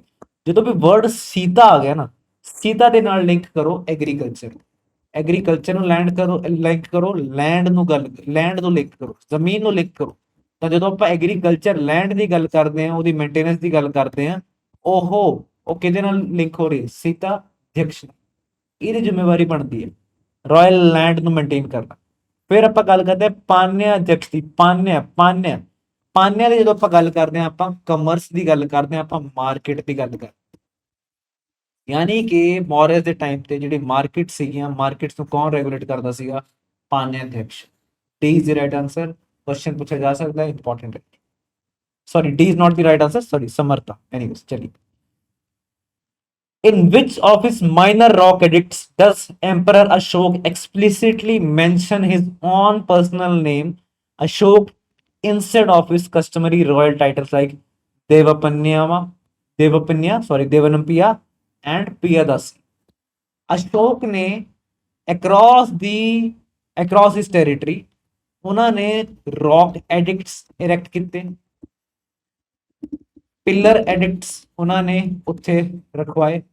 ਰੌਕ ਐਡਿਕਟਸ ਵੀ ਮਾਈਨਰ ਤੇ ਮੇਜਰ ਬਣੇ। ਹੁਣ ਇਹ ਸਾਰੀ ਲੋਕੇਸ਼ਨ ਯਾਦ ਕਰਨ ਦੀ ਤਾਂ ਲੋੜ ਹੈ ਨਹੀਂ, ਪਰ ਇਹਦੇ ਚੋਂ ਕੁਝ ਚੁਣਿੰਦਾ ਥਾਵਾਂ ਨੇ ਜਿਹੜੀ ਤੁਹਾਨੂੰ ਪਤਾ ਹੋਣੀ ਚਾਹੀਦੀਆਂ। ਉਹਨਾਂ ਚੋਂ ਇਹ ਜਿਹੜਾ ਹੈਗਾ ਕੁਐਸਚਨ, ਇਹ ਕੁਐਸਚਨ ਪੁੱਛੇ ਜਾਣ ਦੀ ਹਾਈ ਚਾਂਸ ਬੜੇ। यूपीएससी ਦੇ ਵਿੱਚ ਪੁੱਛਿਆ ਗਿਆ, ਫਿਰ यूपी ਦੇ ਬਹੁਤ ਸਾਰੇ ਜਿਹੜੇ ਸਟੇਟ ਲੈਵਲ ਦੇ ਐਗਜ਼ਾਮ ਹੋਣੇ ਉਹਨਾਂ ਵਿੱਚ ਵੀ ਪੁੱਛਿਆ ਗਿਆ ਇਹ। ਤਾਂ ਉਰੇ ਗੱਲ ਹੋ ਰਹੀ ਹੈ ਕਿ ਕਿਹੜੇ ਰੌਕ ਐਡਿਕਟ ਦੇ ਵਿੱਚ ਅਸ਼ੋਕ ਦਾ ਡਾਇਰੈਕਟ ਨਾਮ ਯੂਜ਼ ਕੀਤਾ ਗਿਆ। ਬਾਕੀ ਤੁਸੀਂ ਦੇਖੋਗੇ ਅਮੂਮਨ ਅਸ਼ੋਕ ਦੇ ਟਾਈਟਲਸ ਯੂਜ਼ ਕੀਤੇ ਜਾਂਦੇ ਆ। ਫॉर एग्जांपल ਦੇਵਨੰਪਿਆ, ਪਿਯਦਾਸੀ, ਇਹ ਅਸ਼ੋਕ ਦੇ ਟਾਈਟਲ ਸੀ। ਤਾਂ ਉਹਦਾ ਨਾਮ ਕਿਹੜੇ ਚ ਯੂਜ਼ ਕੀਤਾ ਗਿਆ? ਉਹ ਹੈਗਾ ਜੀ ਮਸਕੀ ਐਡਿਕਟ। ਮਸਕੀ ਹੈਗਾ ਕਰਨਾਟਕਾ ਦੇ ਵਿੱਚ। ਇਹ यूपीएससी ਪ੍ਰੀਲਿਮਸ 2019 ਦੇ ਵਿੱਚ ਵੀ ਪੁੱਛਿਆ ਗਿਆ ਸੀਗਾ ਤੇ ਅਕ੍ਰੋਸ ਸਟੇਟ ਗਵਰਨਮੈਂਟ ਸੇ ਪੁੱਛਿਆ ਜਾਂਦਾ ਹੈ। ਇਹ ਇੰਪੋਰਟੈਂਟ ਦੋਸਤੋ, ਡਾਇਰੈਕਟ ਕੁਐਸਚਨ ਹਿੱਟ ਹੋ ਸਕਦਾ ਹੈ। नेक्स्ट चलते हैं जी। The historic Rummindei pillar inscription of Ashoka is a paramount importance to historians because of what? Rummindei pillar inscription की गल कर रहे हैं, रुमिंदेई दी। हाँ जी, तो रुमिंदेई पिलर इंस्क्रिप्शन कादे लिए इंपॉर्टेंट है? ये इंपॉर्टेंट है क्योंकि अशोक ने नेपाल विजिट किया ते रुमिंदेई पिलर इंस्क्रिप्शन दसदा है birth place of Gautam Buddha. ਉੱਥੇ ਜਾ ਕੇ ਇਹ ਰੁਮਿੰदेई ਪਿਲਰ ਇਨਸਕ੍ਰਿਪਸ਼ਨ ਉਹਨਾਂ ਨੇ ਬਣਵਾਈ ਤੇ ਉਹਦੇ ਵਿੱਚ ਇਹ ਵੀ ਪਤਾ ਲੱਗਦਾ ਆਪਾਂ ਨੂੰ ਕਿ ਜਿਹੜਾ ਸਰਕਾਰ ਨੂੰ ਟੈਕਸ ਜਾਂਦਾ ਹੈ ਉਸ ਆਸ-ਪਾਸ ਦੇ ਪਿੰਡਾਂ ਤੋਂ, ਰੁਮਿੰदेई ਦੇ ਪਿੰਡਾਂ ਚੋਂ, ਉਹਦੇ ਵਿੱਚ ਵੀ ਕੁਝ ਘਟਾ ਦੇਖਣ ਨੂੰ ਮਿਲਦਾ। ਮਾਫ ਨਹੀਂ ਕੀਤਾ ਸੀਗਾ ਪਰ ਘਟਾ ਦਿੱਤਾ ਸੀ, ਰਾਈਟ। ਤਾਂ B is the right answer. B is the right. Next है जी, which royal dynasty of ancient India founded by Simuka? हाँ जी, एंशिएंट इंडिया की गल कर रहे हैं। कोई एक डायनेस्टी है जो कि सिमुका ने फाउंड की थी and they ruled extensively over Deccan region. Deccan वाला रीजन है, आंध्रा वाला, याद करो, आंध्रा वाला रीजन है, तेलंगाना वाला रीजन है। And they are also famous for issuing lead coins. कहते किहड़ी डायनेस्टी है सिमुका ने फाउंड की थी, डेक्कन रीजन के राज करते थे। The answer is Satavahana dynasty. C is the right answer. Satavahana ਦੇ ਵਿੱਚ ਦੇਖੋਗੇ ਤੁਸੀਂ ਗੌਤਮੀ ਪੁੱਤਰ ਦੀ ਗੱਲ ਸਤਕਰਨੀ ਦੀ ਗੱਲ ਕੀਤੀ ਹੋਈ ਹੈ ਨਾ। ਇਹ ਇੰਪੋਰਟੈਂਟ ਇਹ ਰਾਜੇ ਸੀਗੇ ਜਿਹੜੇ ਉੱਥੇ ਦੇ। ਤਾਂ ਇਹ ਇੱਕ ਐ ਵੀ ਲੱਗਦਾ ਸੀਗਾ ਕਿ ਉਰੇ ਇਹ ਆਪਣੀ ਮਦਰ ਦਾ ਨੇਮ ਅਡਾਪਟ ਕਰਦੇ ਹੁੰਦੇ ਸੀ। ਸੋ ਇਹ ਪਤਾ ਹੋਣਾ ਚਾਹੀਦਾ ਕਿ ਕਿਹੜੇ ਰੀਜਨ ਦੇ ਵਿੱਚ ਹੁੰਦੇ ਸੀਗੇ। ਇਹਨਾਂ ਨੂੰ ਆਂਧਰਾ ਪੁੱਤਰ ਵੀ ਕਿਹਾ ਜਾਂਦਾ, ਰਾਈਟ। ਸੋ ਇਹ ਕੁਐਸਚਨ ਡਾਇਰੈਕਟਲੀ ਹਿੱਟ ਹੋ ਸਕਦਾ। ਸਿਮੁਕਾ ਨੇ ਫਾਊਂਡ ਕੀਤੀ ਸੀਗੀ Satavahana dynasty. Next, King Kanishk, the greatest ruler of Kushan dynasty, is associated with initiation of which calendar era that is currently used by Government of India? Government of India Georgian calendar ਵੀ use करती है, ਉਹਦੇ ਨਾਲ ਇੱਕ ਹੋਰ Indian calendar use ਕਰਦੇ ਆ ਤੇ ਉਹਦੇ ਵਿੱਚ ਕਿਹੜੇ ਏਰਾ ਦੀ ਗੱਲ ਹੁੰਦੀ ਹੈ ਜਾਂ ਫਿਰ ਕਿਹੜੇ ਸੰਵਾਦ ਦੀ ਗੱਲ ਹੁੰਦੀ ਹੈ, ਇਹ ਕੁਐਸਚਨ ਪੁੱਛਿਆ ਜਾ ਰਿਹਾ। ਤੇ ਉਹ ਜਿਹੜਾ ਸ਼ੁਰੂਆਤ ਹੈਗੀ ਉਸ ਕੈਲੰਡਰ ਦੀ ਸ਼ੁਰੂਆਤ ਜਿਹੜੀ ਹੈਗੀ ਹੈ ਕਨਿਸ਼ਕ ਨੇ ਸ਼ੁਰੂ ਕਰਵਾਈ ਸੀਗੀ। ਕਿੰਗ ਕਨਿਸ਼ਕ ਜਿਹੜਾ ਹੈਗਾ ਉਹ ਕੁਸ਼ਨ ਡਾਇਨੈਸਟੀ ਦਾ ਰਾਜਾ, ਜਿਹਨੇ 4th बुद्धिस्ट काउंसिल ऑर्गेनाइज कराई सी, उसे ने इस संवाद की शुरुआत भी करवाई सी। जो गवर्नमेंट ऑफ इंडिया ने अज की घड़ी अडॉप्ट भी किया है, that is Shaka Samvat. B is the right answer. यह किंग कनिष्क ने शुरू किया ते अज की घड़ी इंडिया ने इन्हों अडॉप्ट किया, ਜਿਹੜੇ ਆਪਣੇ ਗੈਜ਼ਟ ਹੈਗਾ ਉਹਦੇ ਵਿੱਚ ਇਹਦਾ ਮੈਂਸ਼ਨ ਆਉਂਦਾ। ਵਿਕਰਮ ਸੰਵਾਦ ਜਿਹੜਾ ਹੈਗਾ, ਵਿਕਰਮ ਸੰਵਾਦ ਅੱਜ ਦੀ ਘੜੀ 'ਚ ਨੇਪਾਲ ਨੇ ਅਡਾਪਟ ਕੀਤਾ ਹੋਇਆ। ਤੇ ਵਿਕਰਮ ਸੰਵਾਦ ਜਿਹੜਾ ਹੈਗਾ ਉਹ ਰਾਜਾ ਜਿਹੜਾ ਸੀਗਾ ਵਿਕਰਮ ਆਦਿਤਿਆ ਉਹਦੇ ਨਾਲ ਲਿੰਕ ਹੋਇਆ। ਇਹ 'ਚ ਗੌਰ ਕਰਨ ਵਾਲੀ ਗੱਲ ਇਹ ਹੈ ਕਿ ਜਦੋਂ ਵਿਕਰਮ ਆਦਿਤਿਆ ਨੇ ਸ਼ਾਕਾਸ ਨੂੰ ਹਰਾਇਆ ਸੀਗਾ ਤਾਂ ਉਹਨੇ ਵਿਕਰਮ ਸੰਵਾਦ ਅਡਾਪਟ ਕਰਨਾ ਸ਼ੁਰੂ ਕੀਤਾ ਸੀ। ਤਾਂ ਸ਼ਾਕਾ ਸੰਵਾਦ ਆਪਾਂ ਲਿੰਕ ਕਰਦੇ ਹਾਂ ਵਿਦ ਕਿੰਗ ਕਨਿਸ਼ਕ। ਹਾਲਾਂਕਿ ਇੱਥੇ ਕੰਟਰੋਵਰਸੀ ਚੱਲਦੀ ਰਹਿੰਦੀ ਹੈ, ਪਰ ਜਿਹੜੇ ਆਫੀਸ਼ੀਅਲ ਸੋਰਸਸ ਹੈਗੇ ਆ ਫਿਲਹਾਲ ਚ ਉਹ ਇਸੇ ਨੂੰ ਟਰੂ ਮੰਨ ਕੇ ਚੱਲਦੇ ਆ। ਤੇ ਜਦ ਤੱਕ ਕੋਈ ਹੋਰ ਕਨਫਰਮੇਸ਼ਨ ਨਹੀਂ ਆਉਂਦੀ ਤਾਂ ਤੁਸੀਂ ਕਿੰਗ ਕਨਿਸ਼ਕ ਨੂੰ ਸ਼ਾਕਾ ਸੰਵਾਦ ਦੇ ਨਾਲ ਹੀ ਲਿੰਕ ਕਰਕੇ ਰੱਖੋ, ਵੀ ਤੁਹਾਡਾ ਆਨਸਰ ਸਹੀ ਬਣ ਪਾਏਗਾ। ਨੈਕਸਟ ਹੈ ਜੀ, who among the following Gupta rulers assumed the title of Maharaja Dhiraja, यानी कि king of kings for the first time, signaling the rise of imperial Gupta sovereignty। ਦੇਖੋ ਜਦੋਂ ਆਪਾਂ ਗੁਪਤਾਸ ਦੀ ਗੱਲ ਕਰਦੇ ਹਾਂ ਹੈ ਤਾਂ ਇਹ ਵੀ ਐਂਸ਼ੀਅੰਟ ਦਾ ਪਾਰਟ ਹੈ, ਐਂਸ਼ੀਅੰਟ ਹਿਸਟਰੀ ਦਾ ਪਾਰਟ ਹੈ। ਗੁਪਤਾਸ ਤੇ ਮੌਰਿਆਸ ਦੇ ਵਿੱਚ ਨਾ ਇੱਕ ਡਿਫਰੈਂਸ ਸੀਗਾ। ਮੌਰੀਅਨ ਜਿਹੜੀ ਐਡਮਿਨਿਸਟ੍ਰੇਸ਼ਨ ਸੀਗੀ ਉਹ ਬੜੀ ਸੈਂਟਰਲਾਈਜ਼ ਸੀਗੀ, ਉਹਦੇ ਵਿਪਰੀਤ ਜਿਹੜੀ ਗੁਪਤਾ ਦੀ ਐਡਮਿਨਿਸਟ੍ਰੇਸ਼ਨ ਸੀਗੀ ਉਹ ਫਿਊਡਲ ਸੀਗੀ ਦੋਸਤੋ। ਯਾਨੀ ਕਿ ਬਹੁਤ ਸਾਰੇ ਲੋਕਲ ਰਾਜੇ ਸੀਗੇ, ਉਹਨਾਂ ਨੇ ਆਪਣੀ ਸੋਵਰੇਨਟੀ ਜਿਹੜੀ ਸੀਗੀ ਸੋਵਰੇਨਟੀ ਉਹ ਪਲੇਜ ਕਰਤੀ ਸੀਗੀ ਗੁਪਤਾ। ਪਰ these local rajas they were free to execute their own affairs। ਉਹਨਾਂ ਦੇ ਡੇ ਟੂ ਡੇ ਐਡਮਿਨਿਸਟ੍ਰੇਸ਼ਨ ਦੇ ਵਿੱਚ ਗੁਪਤਾ ਦਖਲ ਨਹੀਂ ਕਰਦੇ ਹੁੰਦੇ ਸੀ। ਤਾਂ ਜਿੰਨਾ ਗੁਪਤਾ ਦਾ ਇੰਪਾਇਰ ਵੱਡਾ ਹੁੰਦਾ ਗਿਆ ਵਿਦ ਗਰੋਇੰਗ ਟਾਈਮ, ਤਾਂ ਆਪਾਂ ਨੂੰ ਦੇਖਣ ਨੂੰ ਮਿਲਿਆ ਕਿ ਗੁਪਤਾਸ ਜਿਹੜੇ ਆਣੇ ਸ਼ੁਰੂ ਹੋਏ, ਗੁਪਤਾਸ ਨੇ ਆਪਣਾ ਟਾਈਟਲ ਅਸਿਊਮ ਕਰਨੇ ਸ਼ੁਰੂ ਕਰ ਦਿੱਤੇ, ਜਿਵੇਂ ਕਿ ਮਹਾਰਾਜਾ ਧੀਰਾਜਾ, ਮਤਲਬ ਰਾਜਾ ਦਾ ਵੀ ਜਿਹੜਾ ਰਾਜਾ ਹੈ ਉਹ ਕਹਿੰਦੇ ਸਭ ਤੋਂ ਪਹਿਲਾਂ ਕਿਹਨੇ ਦਿੱਤਾ ਸੀ, ਕਿ ਸਭ ਤੋਂ ਪਹਿਲਾਂ ਕਿਹਨੇ ਅਸਿਊਮ ਕੀਤਾ ਸੀਗਾ। ਆਪਸ਼ਨ ਏ ਹੈ Shri Gupta, then Ghatotkacha, then Chandragupta 1, then Vishnu Gupta. ਜਦੋਂ ਆਪਾਂ ਗੱਲ ਕਰੀਏ ਗੁਪਤਾ ਨੂੰ ਫਾਊਂਡ ਕਿਹਨੇ ਕੀਤਾ ਸੀਗਾ, the answer is Shri Gupta. Founder ਕੌਣ ਹੈ, ਸ਼੍ਰੀ ਗੁਪਤਾ। ਪਰ ਜਦੋਂ ਇਹ ਮਹਾਰਾਜਾ ਧੀਰਾਜਾ ਵਰਗੇ ਟਾਈਟਲ ਰਾਈਟ ਇਹਦੀ ਗੱਲ ਕਰਦੇ ਆ ਤਾਂ ਉਹ ਕੌਣ ਅਸਿਊਮ ਕਰਦਾ ਹੈ, ਉਹ ਸਭ ਤੋਂ ਪਹਿਲਾਂ ਕਰਦਾ ਹੈ Chandragupta 1। C is the right answer. ਸਭ ਤੋਂ ਪਹਿਲਾਂ ਚੰਦਰਗੁਪਤ 1 ਗ੍ਰੈਂਡ ਟਾਈਟਲ से अज्यूम कर। नेक्स्ट है जी, the famous iron pillar located at Mehrauli Delhi, हाँ जी, which has resisted corrosion for over 1600 years, contain an inscription praising the king named Chandra। So ਇਹ ਚੰਦਰ ਕੌਣ ਸੀਗਾ? This king is universally identified by historians as। ਜਦੋਂ ਕਦੇ Qutub Minar complex visit ਕਰਨ ਦਾ ਮੌਕਾ ਮਿਲੇ, ਉਹਦੇ ਨਾਲ ਹੀ ਕੁਤਬ ਮੀਨਾਰ ਦੇ ਕੰਪਲੈਕਸ ਦੇ ਵਿੱਚ ਹੀ ਇੱਕ ਆਇਰਨ ਦਾ ਪਿਲਰ ਹੈ, ਤੇ ਉਹ ਆਇਰਨ ਦੀ ਕੁਆਲਿਟੀ ਅਜਿਹੀ ਹੈ ਕਿ ਉਹਨੂੰ ਰਸਟ ਹੀ ਨਹੀਂ ਲੱਗਿਆ ਹੈਗਾ। ਤਾਂ ਉਹ ਮਹਿਰੌਲੀ ਬੇਸਿਕਲੀ ਜਿਹੜਾ ਕੁਤਬ ਮੀਨਾਰ ਕੰਪਲੈਕਸ ਹੈ ਉਹ ਮਹਿਰੌਲੀ ਦੇ ਵਿੱਚ ਹੀ ਹੈ, ਤੇ ਆਇਰਨ ਪਿਲਰ ਲੋਕੇਟਡ ਮਹਿਰੌਲੀ। ਆਪਾਂ ਕੁਐਸਚਨ ਦੇਖਦੇ ਹਾਂ ਇਸ ਤੇ ਪੁੱਛਿਆ ਜਾਂਦਾ। ਸੋ ਉਹਦੇ ਵਿੱਚ ਇਨਸਕ੍ਰਿਪਸ਼ਨ ਲਿਖੀ ਹੋਈ ਹੈ, ਉਹ ਇਨਸਕ੍ਰਿਪਸ਼ਨ ਇੱਕ ਪਾਰਟਿਕੂਲਰ ਰਾਜੇ ਦੀ ਪ੍ਰੇਜ਼ ਕਰਦਾ ਹੈ। ਪੁੱਛਿਆ ਜਾਣਾ ਕਿਹੜਾ ਰਾਜਾ? ਪਹਿਲਾ ਜੀ ਚੰਦਰਗੁਪਤ ਮੌर्य, ਫਿਰ ਚੰਦਰਗੁਪਤ 1, ਦੈਨ ਚੰਦਰਗੁਪਤ 2, ਦੈਨ ਸਮੁਦਰਗੁਪਤ। ਚੰਦਰਗੁਪਤ ਮੌर्य ਜਿਹੜਾ ਹੈਗਾ ਉਹ ਗੁਪਤਾਸ ਦਾ ਪਾਰਟ ਨਹੀਂ ਬਣਦਾ, ਮੌर्य ਦਾ ਪਾਰਟ। ਜਦੋਂ ਆਪਾਂ ਸਮੁਦਰਗੁਪਤ ਦੀ ਗੱਲ ਕਰਦੇ ਹਾਂ ਤਾਂ ਆਪਾਂ ਦੇਖਦੇ ਹਾਂ ਕਿ ਇਹਦਾ ਜਿਹੜਾ ਰਾਜਾ ਸੀਗਾ, ਇਹਦਾ ਜਿਹੜਾ ਰਾਜ ਸੀਗਾ ਉਹ ਇਟ ਵਾਸ ਸੈਕਿੰਡ ਟੂ ਨਨ। ਇਹਨੂੰ ਆਪਾਂ ਨੈਪੋਲੀਅਨ ਵੀ ਕਹਿੰਦੇ ਹਾਂ, ਨੈਪੋਲੀਅਨ ਆਫ ਇੰਡੀਆ ਵੀ ਕਹਿੰਦੇ ਹਾਂ। ਹਾਲਾਂਕਿ ਉਲਟਾ ਹੋਣਾ ਚਾਹੀਦਾ ਹੈ, ਨੈਪੋਲੀਅਨ ਨੂੰ ਕਿਹਾ ਜਾਣਾ ਚਾਹੀਦਾ ਸਮੁਦਰਗੁਪਤ ਆਫ ਵੈਸਟ। ਪਰ ਕਿਉਂਕਿ ਬ੍ਰਿਟਿਸ਼ਰਸ ਨੇ ਹਿਸਟਰੀ ਆਪਣੇ ਹਿਸਾਬ ਨਾਲ ਲਿਖੀ ਹੈ, ਯੂਰੋਪੀਅਨਸ ਆਪਣੇ ਹਿਸਾਬ ਨਾਲ ਲਿਖੀ ਹੈ ਨਾ। ਜੇ ਕਦੇ ਈਸਟ ਦੀ ਵਾਰੀ ਆਊਗੀ, ਜੋ ਕਿ ਹੁਣ ਆਉਣ ਵੀ ਵਾਲੀ ਹੈ, ਅਗਲੇ 100 ਸਾਲ ਆਪਣੇ ਹੀ ਹੋਣ ਵਾਲੇ, ਤਾਂ ਹੋ ਸਕਦਾ ਹਿਸਟਰੀ ਵੀ ਰੀਰਾਈਟ ਹੋ ਜੂਗੀ। ਤਾਂ ਨੈਪੋਲੀਅਨ ਨੂੰ ਵੀ ਹੋ ਸਕਦਾ ਸਮੁਦਰਗੁਪਤ ਆਫ ਵੈਸਟ ਕਿਹਾ ਜਾਵੇ। ਖੈਰ, ਇਹ ਜਿਹੜਾ ਕੁਐਸਚਨ ਹੈਗਾ ਇਹਦੀ ਗੱਲ ਕਰੀਏ ਚੰਦਰਗੁਪਤ 1 ਔਰ ਚੰਦਰਗੁਪਤ 2। ਚੰਦਰ ਜਿਹੜਾ ਨਾਮ ਹੈਗਾ ਕਿਹਦਾ ਨਾਮ ਹੈ? ਦੀ ਆਨਸਰ ਇਜ਼ ਚੰਦਰਗੁਪਤ 2। ਚੰਦਰਗੁਪਤ 2 ਨੇ ਮਹਿਰੌਲੀ ਇਨਸਕ੍ਰਿਪਸ਼ਨ ਦੇ ਵਿੱਚ ਆਪਣਾ ਨਾਮ ਦਾ ਜ਼ਿਕਰ ਦੇਖਣ ਨੂੰ ਮਿਲਦਾ ਦਿੱਲੀ ਦੇ ਵਿੱਚ।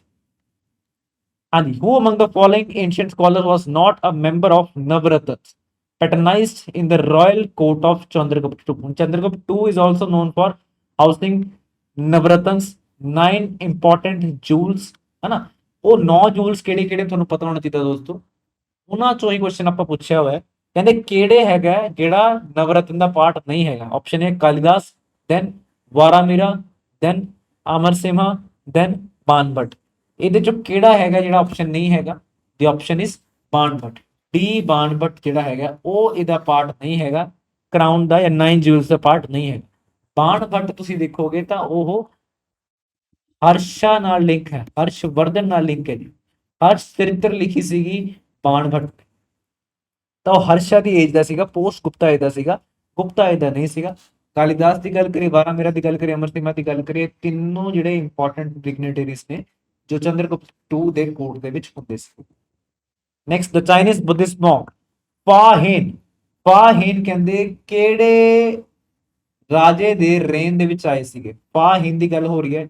ਆਪਸ਼ਨ ਹੈ Harshvardhan, Chandragupta 2, then Ashok, then Kanishk. The answer is ਦੋਸਤੋ Chandragupta 2, B is the right answer. Harshvardhan ਦੀ ਆਪਾਂ ਗੱਲ ਕਰੀਏ ਤਾਂ ਹਰਸ਼ਵਰਧਨ ਦੇ ਟਾਈਮ ਤੇ ਫਾਹੀਨ ਨਹੀਂ ਆਇਆ ਸੀਗਾ, ਉਹ ਆਇਆ ਸੀਗਾ ਹਿਊਨ ਸੈਂਗ। ਹਿਊਨ ਸੈਂਗ ਆਇਆ ਸੀਗਾ, ਉਹ ਵੀ ਇੱਕ ਚਾਈਨੀਜ਼ ਬੁੱਧਿਸਟ ਮੌਂਕ ਸੀਗਾ। ਉਹ ਹਿਊਨ ਸੈਂਗ ਆਇਆ ਸੀਗਾ ਜਿਹਨੇ ਕਨੌਜ ਅਸੈਂਬਲੀ ਦਾ ਜ਼ਿਕਰ ਕੀਤਾ ਸੀਗਾ, ਠੀਕ ਹੈ। ਤੇ ਚੰਦਰਗੁਪਤ 2 ਦੇ ਟਾਈਮ ਤੇ ਆਇਆ ਸੀਗਾ ਫਾਹੀਨ, ਇੰਪੋਰਟੈਂਟ ਹੈ, ਯਾਦ ਰੱਖਿਓ। Next, the king Harshvardhan shifted his primary imperial capital from Thanesar to which historically strategic city of northern India? ਹਾਂਜੀ, ਕਿੱਥੇ ਇਹਨਾਂ ਨੇ ਆਪਣੀ ਕੈਪੀਟਲ ਸ਼ਿਫਟ ਕੀਤੀ ਸੀ ਕਿ ਥਨੇਸਰ ਤੋਂ ਲੈ ਕੇ ਇਹ ਕਿਹੜੇ ਸ਼ਹਿਰ ਵਿੱਚ ਲੈ ਕੇ ਗਏ ਸੀ? ਹਰਸ਼ਵਰਧਨ ਦੀ ਆਪਾਂ ਗੱਲ ਕਰੀਏ ਤੇ ਪੁਸ਼ੀਭੂਤੀ ਡਾਇਨੈਸਟੀ ਨਾਲ ਆਪਣਾ ਲਿੰਕ ਰੱਖਦੇ ਸੀਗੇ, ਤੇ ਪੋਸਟ ਗੁਪਤਾ ਦੇ ਵਿੱਚ ਆਪਾਂ ਇਹਨਾਂ ਨੂੰ ਕਵਰ ਕਰਦੇ ਹਾਂ। ਤਾਂ ਕਿਹੜੇ ਸ਼ਹਿਰ ਵਿੱਚ ਇਹਨਾਂ ਨੇ ਆਪਣਾ ਸਿਟੀ ਕੈਪੀਟਲ ਸ਼ਿਫਟ ਕੀਤੀ ਸੀਗੀ? ਦੀ ਆਨਸਰ ਇਜ਼ ਕਨੌਜ। ਕਿਉਂ? ਕਿਉਂਕਿ ਪਿਛਲੇ ਹੀ ਸਲਾਈਡ ਦੇ ਵਿੱਚ ਮੈਂ ਤੁਹਾਨੂੰ ਦੱਸਿਆ ਵੀ ਸੀਗਾ, ਕਨੌਜ ਇੱਕ ਇੰਪੋਰਟੈਂਟ ਹਿਸਟੋਰੀਕਲ ਸਾਈਟ ਬਣ ਜਾਂਦੀ ਹੈ ਜਿੱਥੇ ਇਹਨਾਂ ਨੇ ਪ੍ਰਯਾਗ ਫੈਸਟੀਵਲ ਵੀ ਕਰਵਾਉਣੇ ਸ਼ੁਰੂ ਕਰ ਦਿੱਤੇ, ਤੇ ਜਿਹਦਾ ਜ਼ਿਕਰ ਆਪਾਂ ਨੂੰ ਹਿਊਨ ਸੈਂਗ ਦੇ ਵਰਕਸ ਦੇ ਵਿੱਚ ਵੀ ਮਿਲਦਾ ਹੈ ਜੀ। ਫੇਮਸ ਕਨੌਜ ਅਸੈਂਬਲੀ ਵੀ ਇਹਨਾਂ ਨੇ ਕੰਡਕਟ ਕਰਵਾਈ ਸੀਗੀ ਜਿੱਥੇ ਅਕ੍ਰੋਸ ਦ ਰਿਲੀਜੀਅਸ ਇੰਪੋਰਟੈਂਟ ਡਿਗਨਿਟਰੀਜ਼ ਨੂੰ ਬੁਲਾਇਆ ਗਿਆ ਸੀ। ਨੈਕਸਟ, ਹਾਂਜੀ, ਹੁਣ ਆਪਾਂ ਗੱਲ ਕਰਦੇ ਹਾਂ ਮੈਡੀਵਲ India the. Which sultan of the slave dynasty introduced the Ikta system in India? ਪਹਿਲੀ ਗੱਲ ਤਾਂ ਇਹੀ ਕੁਐਸਚਨ ਪੁੱਛਿਆ ਜਾ ਸਕਦਾ ਕਿ ਇਕਤਾ ਸਿਸਟਮ ਇੰਟਰੋਡਿਊਸ ਕਿਹਨੇ ਕੀਤਾ ਸੀਗਾ। ਦੂਜਾ, ਇਕਤਾ ਸਿਸਟਮ ਜੋ ਇੰਟਰੋਡਕਸ਼ਨ ਦੀ ਮੈਂ ਗੱਲ ਕਰ ਰਿਹਾ ਦੋਸਤੋ, ਮੈਂ ਕਹਿ ਰਿਹਾ ਗੱਲ ਕਰਨ ਲੱਗਾ ਕਿ ਇੱਕ ਆਰਗੇਨਾਈਜ਼ ਤਰੀਕੇ ਨਾਲ, ਇਹ ਨਹੀਂ ਕਿ ਬਸ ਤੁਸੀਂ ਇੰਟਰੋਡਿਊਸ ਕਰਤਾ ਕਿਸੇ ਇੱਕ ਲੋਕਲਾਈਜ਼ ਏਰੀਆ ਵਿੱਚ, ਇਹ ਜੀ ਇਹ ਕੋਈ ਗੱਲ ਨਹੀਂ ਹੈ। ਉਹ ਤਾਂ ਤੁਸੀਂ ਦੇਖੋਗੇ ਮੁਹੰਮਦ ਗੌਰੀ, ਉਸ ਤੋਂ ਪਹਿਲਾਂ ਇਨਵੇਡਰਸ ਚੱਲ ਹੀ ਰਹੇ, ਜਦੋਂ ਜਦੋਂ ਉਹਨਾਂ ਨੇ ਕਿਤੇ ਇਨਵੇਡ ਕੀਤਾ, ਜਦੋਂ ਜਿੱਥੇ ਉਹਨਾਂ ਦਾ ਕੰਟਰੋਲ ਬਣਿਆ ਉੱਥੇ ਉਹਨਾਂ ਨੇ ਕੁਝ ਨਾ ਕੁਝ ਇੰਟਰੋਡਿਊਸ ਕਰ ਦਿੱਤਾ। ਪਰ ਜਦੋਂ ਆਪਾਂ ਗੱਲ ਕਰੀਏ ਇੱਕ ਆਰਗੇਨਾਈਜ਼ ਤਰੀਕੇ ਨਾਲ ਇੰਟਰੋਡਕਸ਼ਨ ਦੀ, ਤਾਂ ਉਹਦੇ ਆਪਾਂ ਗੱਲ ਕਰਾਂਗੇ ਦਿੱਲੀ ਸਲਤਨਤ ਨਾਲ ਲਿੰਕ ਕਰਕੇ। ਸੋ introduced Ikta system in an organized manner, then created the ਤੁਰਕਾਨ-ਈ-ਚਾਹਲਗਾਨੀ। ਤੁਰਕਾਨ ਦੀ ਗੱਲ ਹੋ ਰਹੀ, ਤੁਰਕਾਨ-ਈ-ਚਾਹਲਗਾਨੀ। ਫਿਰ ਉਹ ਜੋ ਕਿ ਇੱਕ elite corps ਸੀਗੀ, then completed the construction of Qutub Minar. Qutub Minar ਦੀ ਕੰਸਟਰਕਸ਼ਨ ਵੀ ਪੂਰੀ ਹੋਈ ਹੈ। ਤੁਰਕਾਨ-ਈ-ਚਾਹਲਗਾਨੀ ਦੀ ਗੱਲ ਕਰੀਏ ਤਾਂ ਆਪਾਂ ਨੋਬਲਸ ਦੀ ਗੱਲ ਕਰਦੇ ਹਾਂ, 40 ਨੋਬਲਸ ਦੀ ਗੱਲ ਕਰਨ ਲੱਗੇ ਹਾਂ। ਇੱਕ ਗਰੁੱਪ ਬਣਾਇਆ ਗਿਆ ਸੀਗਾ ਕਿ ਜੋ ਉਹਨਾਂ ਦੇ ਸਲਈਏ ਹੋਣਗੇ, ਜੋ ਸਲਾਹ ਦੇਣਗੇ ਉਹਨਾਂ ਨੂੰ। and he also completed the construction of Qutub ਮੀਨਾਰ। ਕਿਹਨੇ ਕੀਤੀ ਸੀ ਕੁਤੁਬ ਮੀਨਾਰ ਦੀ? ਆਪਾਂ ਗੱਲ ਕਰਦੇ ਹਾਂ ਤਾਂ ਕੁਤੁਬ ਮੀਨਾਰ ਦੀ ਕੰਸਟਰਕਸ਼ਨ ਕਿਸੇ ਹੋਰ ਨੇ ਕੀਤੀ ਸੀਗੀ ਸ਼ੁਰੂ, ਪਰ ਜਦੋਂ ਆਪਾਂ ਗੱਲ ਕਰਦੇ ਹਾਂ ਉਹਦੀ ਕੰਪਲੀਸ਼ਨ ਦੀ, ਉਹ ਕਿਸੇ ਹੋਰ ਨੇ ਕੰਪਲੀਟ ਕੀਤਾ ਸੀ। ਤੇ ਫਿਰ ਉਹਦੇ ਉੱਤੇ ਵਾਲੇ ਜਿਹੜੇ ਫਲੋਰ ਸੀਗੇ ਉਹਦੇ ਵਿੱਚ ਰਿਫਰਬਿਸ਼ਮੈਂਟ ਐਂਡ ਆਲ ਦੈਟ, ਮਾਰਬਲ ਵਗੈਰਾ ਐਡ ਕਰਨਾ, ਉਹ ਕਿਸੇ ਹੋਰ ਨੇ ਕੀਤਾ ਸੀ, ਠੀਕ ਹੈ। ਤਾਂ ਕੁਤੁਬ ਮੀਨਾਰ ਵੀ ਕੋਈ ਇੱਕ ਬੰਦੇ ਦੀ ਦੇਣ ਨਹੀਂ ਹੈਗਾ। ਕੁਤੁਬ ਮੀਨਾਰ ਦੀ ਕੰਸਟਰਕਸ਼ਨ ਕਿਹਨੇ ਸ਼ੁਰੂ ਕੀਤੀ ਸੀ? ਦੀ ਆਨਸਰ ਇਜ਼ ਕੁਤੁਬਉਦੀਨ ਐਬਕ ਨੇ ਸ਼ੁਰੂ ਕੀਤੀ ਸੀ। ਉਹਨੂੰ ਕੰਪਲੀਟ ਕਿਹਨੇ ਕੀਤਾ? ਉਹਨੂੰ ਕੰਪਲੀਟ ਕੀਤਾ ਸੀਗਾ ਇਲਤੁਤਮਿਸ਼ ਨੇ। ਇਲਤੁਤਮਿਸ਼ ਯਾਦ ਰੱਖਿਓ, ਇਹ ਯਾਦ, ਸ਼ਮਸੁਦੀਨ ਇਲਤੁਤਮਿਸ਼। ਇਲਤੁਤਮਿਸ਼ ਨੇ ਹੀ ਇਕਤਾ ਸਿਸਟਮ ਇੰਡੀਆ ਚ ਇੰਟਰੋਡਿਊਸ ਕੀਤਾ ਸੀਗਾ ਇਨ ਆਰਗੇਨਾਈਜ਼ਡ ਮੈਨਰ। ਤੇ ਫਿਰ ਆਪਾਂ ਗੱਲ ਕਰਦੇ ਹਾਂ ਚਾਹਲਗਣੀ ਦੀ। ਗੱਲ ਕਰੀਏ ਤਾਂ ਚਾਹਲਗਣੀ ਦਾ ਸਿਸਟਮ ਵੀ ਇਹਨਾਂ ਨੇ ਇੱਥੇ ਇੰਟਰੋਡਿਊਸ ਕੀਤਾ ਸੀਗਾ, ਤਾਂ B is the right answer. Next ਹੈ ਜੀ ਸੁਲਤਾਨ ਗਿਆਸੁਦੀਨ ਬਲਬਨ ਦੀ ਗੱਲ ਹੋ ਰਹੀ ਹੈ। ਹੁਣ Balban crushed the political stranglehold of the Turkish nobility by adopting with systematic crown policy। ਹੁਣ ਬਲਬਨ ਜਿਹੜਾ ਸੀਗਾ ਨਾ, ਬਲਬਨ ਇੱਕ ਬਹੁਤ ਹੀ ਪ੍ਰੈਕਟੀਕਲ ਰਾਜਾ ਸੀਗਾ, ਤੇ ਉਹ ਇਸ ਚੀਜ਼ ਨੂੰ ਡਿਫਰੈਂਸ਼ੀਏਟ ਜ਼ਰੂਰ ਕਰਦਾ ਸੀਗਾ ਕਿ ਐਥਿਕਸ ਅੱਡ ਹੈ ਤੇ ਪੋਲਿਟਿਕਸ ਅੱਡ। ਤਾਂ ਉਹਨੇ ਜੋ ਪਾਲਿਸੀ ਅਡਾਪਟ ਕੀਤੀ ਸੀਗੀ ਟੂ ਐਸਟੈਬਲਿਸ਼ ਦ ਸਟੇਬਿਲਿਟੀ, ਤਾਂ ਕਿ ਇਹ ਨਹੀਂ ਹੈ ਕਿ ਕੋਈ ਵੀ ਆ ਕੇ ਆਪਣਾ ਦਾਅਵੇਦਾਰੀ ਪੇਸ਼ ਕਰਨੀ ਸ਼ੁਰੂ ਕਰ ਦੇ। ਸਟੇਬਿਲਿਟੀ ਲਿਆਉਣ ਵਾਸਤੇ ਉਹਨੇ ਪਾਲਿਸੀ ਜੋ ਅਡਾਪਟ ਕੀਤੀ ਸੀ ਉਹ ਸੀਗੀ blood and iron policy. ruthless suppression of any kind of revolt, blood and iron policy, B is the right answer। ਸੁਲਾਕੁਲ ਦੀ ਗੱਲ ਕਰੀਏ ਆਪਾਂ, ਇਹ ਤਾਂ ਲੇਟਰ ਮੁਗਲਸ ਦੀ ਗੱਲ ਹੋ ਰਹੀ ਹੈ, right. Democratic decentralisation of nobility, again false. Complete abolition of military salaries, again false. B blood and iron policy ਉਹ ਅਡਾਪਟ ਕੀਤੀ ਸੀ ਬਲਬਨ ਨੇ। ਨੈਕਸਟ ਹੈ ਜੀ to sustain a massive standing central army at a low cost, Alauddin Khilji ਨੇ strictly implement ਕਰਨਾ ਸ਼ੁਰੂ ਕਰਤਾ ਸੀਗਾ market control reform. Alauddin Khilji ਨੇ ਸੋਚਿਆ ਕਿ ਜੇ ਮੈਨੂੰ ਇੱਕ ਵਧੀਆ ਐਡਮਿਨਿਸਟ੍ਰੇਸ਼ਨ ਰਨ ਕਰਨੀ ਹੈ ਤਾਂ ਮੈਨੂੰ ਦੋ ਚੀਜ਼ਾਂ ਕਰਨੀਆਂ ਪੈਣੀਆਂ। ਇੱਕ ਤਾਂ ਮੈਨੂੰ ਮਹਿੰਗਾਈ ਜਿਹੜੀ ਹੈਗੀ ਹੈ ਕੰਟਰੋਲ ਕਰਕੇ ਰੱਖਣੀ ਪੈਣੀ ਹੈ, ਦੂਜਾ ਮੈਨੂੰ ਆਪਣਾ ਰੈਵਨਿਊ ਵਧਾਉਣਾ ਪੈਣਾ, ਦੋ ਹੀ ਕੰਮ ਕਰਨੇ ਪੈਣੇ। ਕਿ ਮਹਿੰਗਾਈ ਮੈਂ ਕਿੱਦਾਂ ਕੰਟਰੋਲ ਕਰਕੇ ਰੱਖ ਸਕਦਾ, ਜੇ ਮੈਂ ਮਾਰਕੀਟ ਦੇ ਵਿੱਚ ਰਿਫਾਰਮਸ ਲਿਆਵਾਂ। ਕੋਈ ਬਲੈਕ ਮਾਰਕੀਟਿੰਗ ਕਰੂਗਾ, ਕੋਈ ਹੋਰਡਿੰਗ ਕਰੂਗਾ, ਮੈਂ ਉਸ ਨੂੰ ਪਨਿਸ਼ ਕਰੂ। ਤਾਂ ਉਹਦੇ ਲਈ ਮਾਰਕੀਟ ਰਿਫਾਰਮਸ ਲੈ ਕੇ ਆਏ ਉਹ। ਤਾਂ ਜਿਹੜਾ ਚੀਫ ਆਫੀਸਰ ਸੀਗਾ ਵਿਚ ਵਾਸ responsible for ਮੈਨੇजिंग the grain markets, ਇਹ ਕੌਣ ਸੀਗਾ ਜੀ? ਪਹਿਲਾ ਹੈ ਜੀ ਸਾਹਨਾਈ ਮੰਡੀ, ਫਿਰ ਦੀਵਾਨੀ ਰਿਆਸਤ, ਫਿਰ ਮੁਹਤਸਿਬ, ਫਿਰ ਬੜੀ ਦੀ ਮੰਡੀ। ਤਾਂ ਜਦੋਂ ਆਪਾਂ ਗੱਲ ਕਰਦੇ ਹਾਂ ਮੰਡੀ ਮਾਰਕੀਟ ਦੀ ਗੱਲ ਹੋ ਰਹੀ ਹੈ, ਤਾਂ ਜਾਂ ਤਾਂ ਫਿਰ ਇਹ ਆਪਸ਼ਨ ਹੋਊਗਾ ਜਾਂ ਫਿਰ ਇਹ ਆਪਸ਼ਨ ਹੋਊਗਾ, ਹਨਾ। ਵਿਚਾਲੇ ਤਾਂ ਨਹੀਂ ਹੋਣਗੇ, ਵਿਚਾਲੇ ਨਹੀਂ ਹੋਣਗੇ। ਤਾਂ ਮੰਡੀ ਦੇ ਕੇਸ 'ਚ ਚੀਫ ਆਫੀਸਰ ਕੌਣ ਸੀਗਾ ਜੋ ਗ੍ਰੇਨ ਮਾਰਕੀਟ ਮੈਨੇਜ ਕਰਦਾ ਸੀਗਾ? ਦੈਟ ਵਾਸ ਇਹ ਸ਼ਹਾਨੀ ਮੰਡੀ। ਬੜੀਦ ਦੀ ਆਪਾਂ ਗੱਲ ਕਰਦੇ ਹਾਂ, ਬੜੀ ਜਿੱਥੇ ਵੀ ਵਰਡ ਆ ਗਿਆ ਬੜੀ ਦਾ ਮਤਲਬ ਹੁੰਦਾ ਹੈ ਇੰਟੈਲੀਜੈਂਸ। ਤਾਂ ਅਲਾਉਦੀਨ ਖਿਲਜੀ ਨੇ ਬਹੁਤ ਸਾਰੇ ਸਪਾਈਸ ਵੀ ਛੱਡੇ ਹੁੰਦੇ ਸੀਗੇ ਮਾਰਕੀਟ ਦੇ ਵਿੱਚ ਟੂ ਗੈਟ ਦ ਇਨਫੋਰਮੇਸ਼ਨ ਕਿ ਕੌਣ ਬਲੈਕ ਮਾਰਕੀਟਿੰਗ ਕਰ ਰਿਹਾ, ਕੌਣ ਨਹੀਂ ਕਰ ਰਿਹਾ ਹੈਗਾ। ਤਾਂ ਉਹ ਬੜੀ ਜਿਹੜੇ ਹੁੰਦੇ ਸੀਗੇ ਉਹ ਦੱਸਦੇ ਹੁੰਦੇ ਸੀਗੇ। ਪਰ ਜਦੋਂ ਓਵਰਆਲ ਰਿਸਪੌਂਸਿਬਿਲਿਟੀ ਦੀ ਗੱਲ ਕਰੀਏ ਤਾਂ ਉਹ ਚਾਹਨੀ ਇਹ ਮੰਡੀ ਦੇ ਕੋਲ ਹੀ ਆਉਂਦੀ ਸੀ। ਦ ਆਂਸਰ ਇਜ਼ ਏ।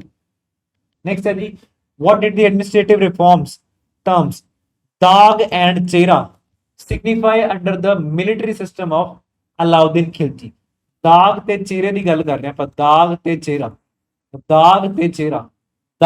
ਚਿਹਰਾ ਬੇਸਿਕਲੀ ਐਡਮਿਨਿਸਟ੍ਰੇਟਿਵ ਰਿਫਾਰਮ ਲੈ ਕੇ ਆਏ ਸੀਗੇ ਟੂ ਹੈਵ ਬੈਟਰ ਆਰਮੀ। ਹੁਣ ਆਰਮੀ ਦੇ ਵਿੱਚ ਉਦੋਂ ਇਨਫੈਂਟਰੀ ਵੀ ਹੁੰਦੀ ਸੀ, ਕੈਵਲਰੀ ਵੀ ਹੁੰਦੀ ਸੀ। ਤਾਂ ਇਹ ਚਾਹੁੰਦੇ ਸੀਗੇ ਕਿ ਜਿਹੜੇ ਹਾਰਸਿਸ ਹੁੰਦੇ ਆ, ਬੈਟਰ ਗ੍ਰੇਡ ਦੇ ਜਿਹੜੇ ਹਾਰਸਿਸ ਹੁੰਦੇ ਆ, ਉਹ ਸਿਰਫ ਔਰ ਸਿਰਫ ਸਟੇਟ ਕੋਲ ਜਾਣ। ਵਧੀਆ ਨਸਲ ਦੇ ਜਿਹੜੇ ਘੋੜੇ ਹੁੰਦੇ ਸਿਰਫ ਔਰ ਸਿਰਫ ਸਟੇਟ ਕੋਲ ਜਾਣ। ਤਾਂ ਉਹਨਾਂ ਦੀ ਬ੍ਰਾਂਡਿੰਗ ਕਰਨੀ ਸ਼ੁਰੂ ਕਰ ਦਿੱਤੀ ਸੀ। ਤਾਂ ਹਰ ਹਾਰਸ ਨੂੰ ਦਾਗ ਲਗਾ ਦਿੱਤਾ ਜਾਂਦਾ ਸੀ, ਬ੍ਰਾਂਡ ਕਰ ਦਿੱਤਾ ਜਾਂਦਾ ਸੀ। ਤੇ ਚਿਹਰੇ ਦੀ ਗੱਲ ਕਰੀਏ, ਚਿਹਰਾ ਜਿਹੜਾ ਹੈਗਾ ਉਹ ਇੱਕ ਆਈਡੈਂਟੀਟੀ ਦਾ ਕੰਮ ਕਰ ਰਿਹਾ, ਯਾਨੀ ਕਿ ਉਹਦੇ ਡਿਸਕ੍ਰਿਪਟਿਵ ਆਈਡੈਂਟੀਟੀ ਦੀ ਗੱਲ ਹੋ ਰਹੀ ਹੈ ਕਿਹਦੀ? ਜਿਹੜਾ ਸੋਲਜਰ ਹੈਗਾ ਉਹਦੀ। ਤਾਂ B is the right answer.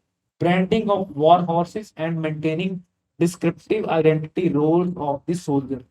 B is the right answer। ਦਾਗ ਤੇ ਚਿਹਰਾ, ਦਾਗ ਹੋ ਗਿਆ ਹਾਰਸ ਨਾਲ ਜੁੜਿਆ ਹੋਇਆ, ਤੇ ਚਿਹਰੇ ਦੀ ਗੱਲ ਕਰ ਰਹੇ ਹਾਂ ਉਹ ਆਈਡੈਂਟੀਟੀ ਰੋਲ ਦੇ ਨਾਲ ਜੁੜਿਆ ਹੋਇਆ soldier.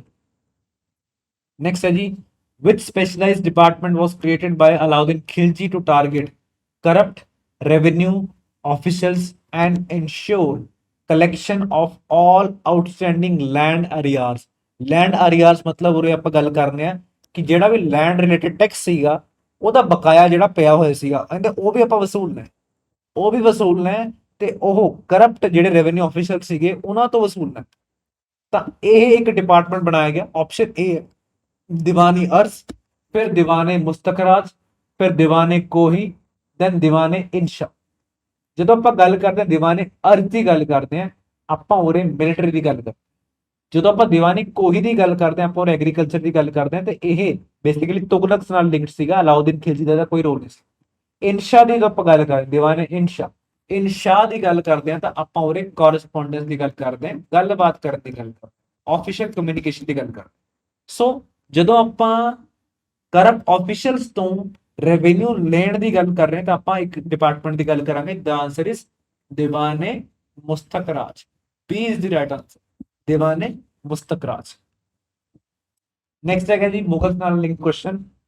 The Mughal Empire was officially established in India after Babur defeated Ibrahim Lodi। ਤੇ ਕਿੱਥੇ ਹੋਈ ਸੀਗੀ ਲੜਾਈ?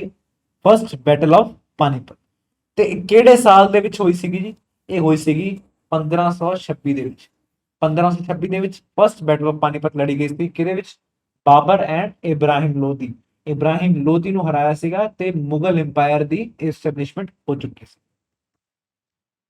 Next, in which year did the young Emperor Akbar decisively defeated Hemu at the Second Battle of Panipat under the active regency of Bairam Khan? ਹੁਣ ਬੈਰਾਮ ਖਾਨ ਕੌਣ ਸੀਗਾ? Regent ਸੀਗਾ ਜੀ।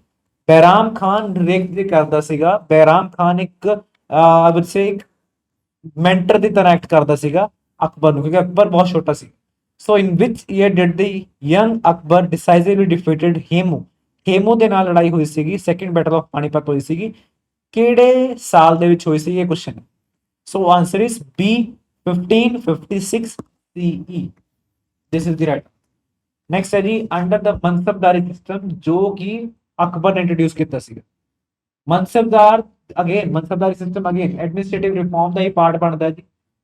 ਦੋ ਸਟਰਕਚਰਲ ਕੰਪੋਨੈਂਟ ਬਣਦੇ ਆ ਇਹਦੇ, ਪਹਿਲਾ ਬਣਦਾ ਜ਼ਾਤ ਤੇ ਦੂਜਾ ਬਣਦਾ ਸਵਾਰ। ਇਹ ਜ਼ਾਤ ਤੇ ਸਵਾਰ ਕਹਿੰਦੇ ਕੀ ਸੀਗੇ under the mansabdari system which was introduced by the Akbar. ਪਹਿਲਾ ਹੈ ਜੀ revenue potential of land and cash salary amount, then personal administrative rank status and exact size of cavalry contingent to be maintained, then religious status and regional judicial jurisdiction, then maritime trade tax and internal custom toll exemption। ਜਦੋਂ ਆਪਾਂ ਮਨਸਬਦਾਰੀ ਦੀ ਗੱਲ ਕਰਦੇ ਹਾਂ ਤਾਂ ਆਪਾਂ system ਦੀ ਗੱਲ ਕरें ਮਨਸਬਦਾਰ ਦੀ ਗੱਲ ਕਰ, ਯਾਨੀ ਕਿ ਮੁਗਲ ਕੀ ਕਰਦੇ ਸੀਗੇ, ਮੁਗਲ ਅਪਾਇੰਟ ਕਰਦੇ ਸੀਗੇ ਮਨਸਬਦਾਰ। ਇਹਨਾਂ ਦੇ ਕੁਝ ਰੈਵਨਿਊ ਫੰਕਸ਼ਨ ਵੀ ਹੁੰਦੇ ਸੀਗੇ, ਇਹਨਾਂ ਦੇ ਕੁਝ ਲਾਅ ਐਂਡ ਆਰਡਰ ਨਾਲ ਰਿਲੇਟਡ ਫੰਕਸ਼ਨਸ ਵੀ ਹੁੰਦੇ ਸੀਗੇ। ਤਾਂ ਇਹ ਮਨਸਬਦਾਰੀ ਸਟੇਟਸ ਜਿਹੜਾ ਹੁੰਦਾ ਸੀਗਾ ਇਹ ਤੁਹਾਡਾ ਸੋਸ਼ਲ ਸਟੇਟਸ ਵੀ ਡਿਫਾਈਨ ਕਰਦਾ ਸੀ ਕਿ ਤੁਸੀਂ ਤੁਹਾਡਾ ਕਿੰਨਾ ਸੋਸ਼ਲ ਸਟੇਟਸ ਬਣਦਾ ਹੈ ਮੁਗਲ ਨੋਬਲ ਕੋਰਟ ਦੇ ਅੰਦਰ। ਤਾਂ ਜਿਹੜੇ ਪ੍ਰਿੰਸੈਸ ਹੁੰਦੇ ਸੀਗੇ ਉਹਨਾਂ ਨੂੰ ਹਾਇਰ ਮਨਸਬਦਾਰੀ ਦਿੱਤੀ ਜਾਂਦੀ ਸੀ। ਤਾਂ ਹਰ ਮਨਸਬਦਾਰ ਦੀ ਇੱਕ ਜ਼ਿੰਮੇਵਾਰੀ ਵੀ ਬਣਦੀ ਸੀ ਕਿ ਜੇ ਪਾਵਰ ਮਿਲ ਰਹੀ ਹੈ ਤਾਂ ਰਿਸਪੌਂਸਿਬਿਲਿਟੀ ਵੀ ਮਿਲੂਗੀ। ਉਹ ਰਿਸਪੌਂਸਿਬਿਲਿਟੀ ਸੀਗੀ ਜ਼ਾਤ ਤੇ ਸਵਾਰ ਦੇ ਨਾਲ ਲਿੰਕਡ। ਜ਼ਾਤ ਹੋ ਗਿਆ ਉਹਦਾ ਸਟੇਟਸ, ਜੇ ਮਨਸਬਦਾਰੀ ਜ਼ਿਆਦਾ ਮਿਲੀ ਹੋਈ ਹੈ ਤੇ ਜ਼ਾਤ ਵੀ ਹਾਈ ਹੈ ਤਾਂ ਉਹਦਾ ਸਟੇਟਸ ਵਿੱਚ ਹੋਗਾ। ਸਵਾਰ ਦੀ ਜੋ ਗੱਲ ਕਰੀਏ, ਸਵਾਰ ਹੈ ਨੇ ਕਿੰਨੇ ਘੋੜੇ ਕਿੰਨੇ ਸਵਾਰ ਮੇਨਟੇਨ ਕਰਨੇ, ਯਾਨੀ ਕਿ ਕਿੰਨੇ ਕੈਵਲਰੀ ਉਹਨੂੰ ਮੇਨਟੇਨ ਕਰਕੇ ਰੱਖਣੀ ਹੀ ਪੈਣੀ ਹੈ, ਰਾਈਟ। ਤਾਂ ਇਹ ਜ਼ਾਤ ਤੇ ਸਵਾਰ ਦੋਨੋਂ ਫਿਕਸ ਕੀਤੇ ਜਾਂਦੇ ਸੀਗੇ ਮਨਸਬਦਾਰੀ ਸਿਸਟਮ ਦੇ ਅੰਦਰ। ਤਾਂ B is the right answer. ਹੌਲੀ ਹੌਲੀ ਹੌਲੀ ਤੁਸੀਂ ਦੇਖੋਗੇ ਇਹ ਮਨਸਬਦਾਰੀ ਸਿਸਟਮ ਵੀ ਅੱਗੇ ਆਉਂਦੇ ਮੁਗਲ ਦੇ ਡਿਕਲਾਈਨ ਦਾ ਕਾਰਨ ਬਣ ਜਾਂਦਾ। So B is the right answer. Next है जी उस तो बाद द 10 साला सिस्टम। हाँ जी 10 साला सिस्टम भी अगेन ਅਕਬਰ ਦੇ ਟਾਈਮ ਤੇ ਇੰਟਰੋਡਿਊਸ ਕੀਤਾ ਗਿਆ ਸੀਗਾ। ਇਹਦੇ ਵਿੱਚ ਆਪਾਂ ਲੈਂਡ ਰੈਵਨਿਊ ਦੇ ਅਸੈਸਮੈਂਟ ਦੀ ਗੱਲ ਕਰਦੇ ਹਾਂ। 1780s ਦੇ ਵਿੱਚ ਇਹਨੂੰ ਇੰਪਲੀਮੈਂਟ ਕੀਤਾ ਗਿਆ ਸੀਗਾ। 1770 ਤੋਂ ਲੈ ਕੇ 79 ਤੱਕ 10 ਸਾਲਾਂ ਦੀ ਐਵਰੇਜ ਜਿਹੜੀ ਪ੍ਰੋਡਕਟਿਵਿਟੀ ਹੁੰਦੀ ਹੈ ਉਹਨੂੰ ਲਿੰਕ ਕੀਤਾ ਗਿਆ ਸੀਗਾ। ਉਹਦੇ ਬੇਸਿਸ ਤੇ ਹੁਣ ਇੱਕ ਇੰਪੀਰੀਕਲ ਬੇਸਿਸ ਤੇ ਤੁਸੀਂ ਲੈਂਡ ਰੈਵਨਿਊ ਫਿਕਸ ਕਰ ਸਕਦੇ ਹੋ, ਕੋਈ ਆਰਬਿਟਰਰੀਲੀ ਤੁਸੀਂ ਹੁਣ ਲੈਂਡ ਰੈਵਨਿਊ ਫਿਕਸ ਨਹੀਂ ਕਰ ਰਹੇ।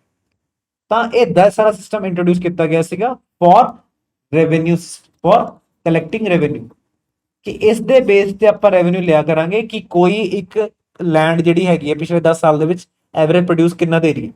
ਕੋਈ ਹਾਈਲੀ ਪ੍ਰੋਡਕਟਿਵ ਹੋ ਸਕਦੀ ਹੈ, ਕੋਈ ਖਰਾਬ ਹੋ ਸਕਦੀ ਹੈ, ਕੋਈ ਮੀਡੀਅਮ ਕੈਟਾਗਰੀ ਦੀ ਹੋ ਸਕਦੀ ਹੈ। ਤਾਂ ਉਹਦੇ ਅਕੋਰਡਿੰਗ ਹੀ ਉਹਨਾਂ ਦਾ ਰੈਵਨਿਊ ਫਿਕਸ ਹੋਊਗਾ। ਸੋ 10 ਸਾਲ ਸਿਸਟਮ ਕਿਹਨੇ ਇੰਟਰੋਡਿਊਸ ਕਰਵਾਇਆ ਸੀਗਾ, ਕਿਹਦੀ ਸੁਪਰਵਿਜ਼ਨ ਦੇ ਅੰਡਰ ਇੰਟਰੋਡਿਊਸ ਹੋਇਆ ਸੀਗਾ? ਦ ਆਂਸਰ ਇਜ਼ ਰਾਜਾ Todarmal. C is the right answer, Raja Toderman. Next, in the centralized Mughal administration, which officer held the vital portfolio of the head of ecclesiastical ਜਾਂ ਫਿਰ religious department and managed the charitable royal endowment? Head of religious department ਦੀ ਗੱਲ ਹੋ ਰਹੀ ਹੈ। Head of religious department ਤੇ ਬਾਕੀ charity related ਜਿਹੜੇ ਕੰਮ ਹੁੰਦੇ ਸੀਗੇ ਉਹਨਾਂ ਨੂੰ ਵੀ ਉਹ ਦੇਖਦੇ ਸੀਗੇ। ਕੌਣ ਸੀਗੇ officer? The answer is B, ਸਦਰ ਉਸ ਸਦੂਰ। ਸਦਰ ਉਸ ਸਦੂਰ ਦੀ ਗੱਲ ਹੋ ਰਹੀ ਹੈ। ਮੀਰ ਬਖਸ਼ੀ ਤਾਂ ਮਿਲਟਰੀ ਨਾਲ ਲਿੰਕ ਸੀਗੇ। ਫਿਰ ਮੀਰ ਸਮਾਨ ਦੀ ਗੱਲ ਕਰਦੇ ਆ, ਜਿਹੜਾ ਰਾਇਲ ਹਾਊਸਹੋਲਡ ਹੈ ਉਹਦੇ ਵਿੱਚ ਰਾਇਲ ਕੋਡ ਜਿਹੜਾ ਹੈਗਾ ਉਹਦੇ ਵਿੱਚ ਜੋ ਮਟੀਰੀਅਲ ਯੂਜ਼ ਹੋ ਰਿਹਾ ਉਹਦੀ ਰੇਖ ਦੇਖ ਇਹਨਾਂ ਦਾ ਕੰਮ ਹੁੰਦਾ ਸੀਗਾ। ਕਾਜ਼ੀ ਉਲ ਕੁਜ਼ਤ ਦੀ ਗੱਲ ਕਰੀਏ ਤਾਂ ਇਹ ਚੀਫ ਕਾਜ਼ੀ ਸੀਗੇ। ਇਹ ਚੀਫ ਕਾਜ਼ੀ ਸੀਗੇ ਜੋ ਕਿ ਸ਼ਰੀਅਤ ਦੇ ਬੇਸ ਤੇ ਡਿਸੀਜਨ ਸੁਣਾਉਂਦੇ ਸੀਗੇ। ਪਰ ਜਦੋਂ ਆਪਾਂ ਗੱਲ ਕਰੀਏ head of religious department, overall head ਦੀ ਗੱਲ ਕਰੀਏ ਤਾਂ ਉਹ ਬਣਦੇ ਆ ਸਦਰ ਉਸ ਸਦੂਰ। ਨੈਕਸਟ ਹੈ ਜੀ Akbar constructed a famous hall of spiritual dialogue called Ibadat Khana in 1575. At which imperial city was it located? Ibadat Khana ਕਿੱਥੇ ਬਣਾਇਆ ਸੀਗਾ ਅਕਬਰ ਨੇ? 1575 ਦੇ ਵਿੱਚ ਬਣਾਇਆ ਸੀਗਾ। The answer is yes। ਕਿੱਥੇ ਬਣਾਇਆ ਸੀਗਾ? The answer is Fatehpur Sikri.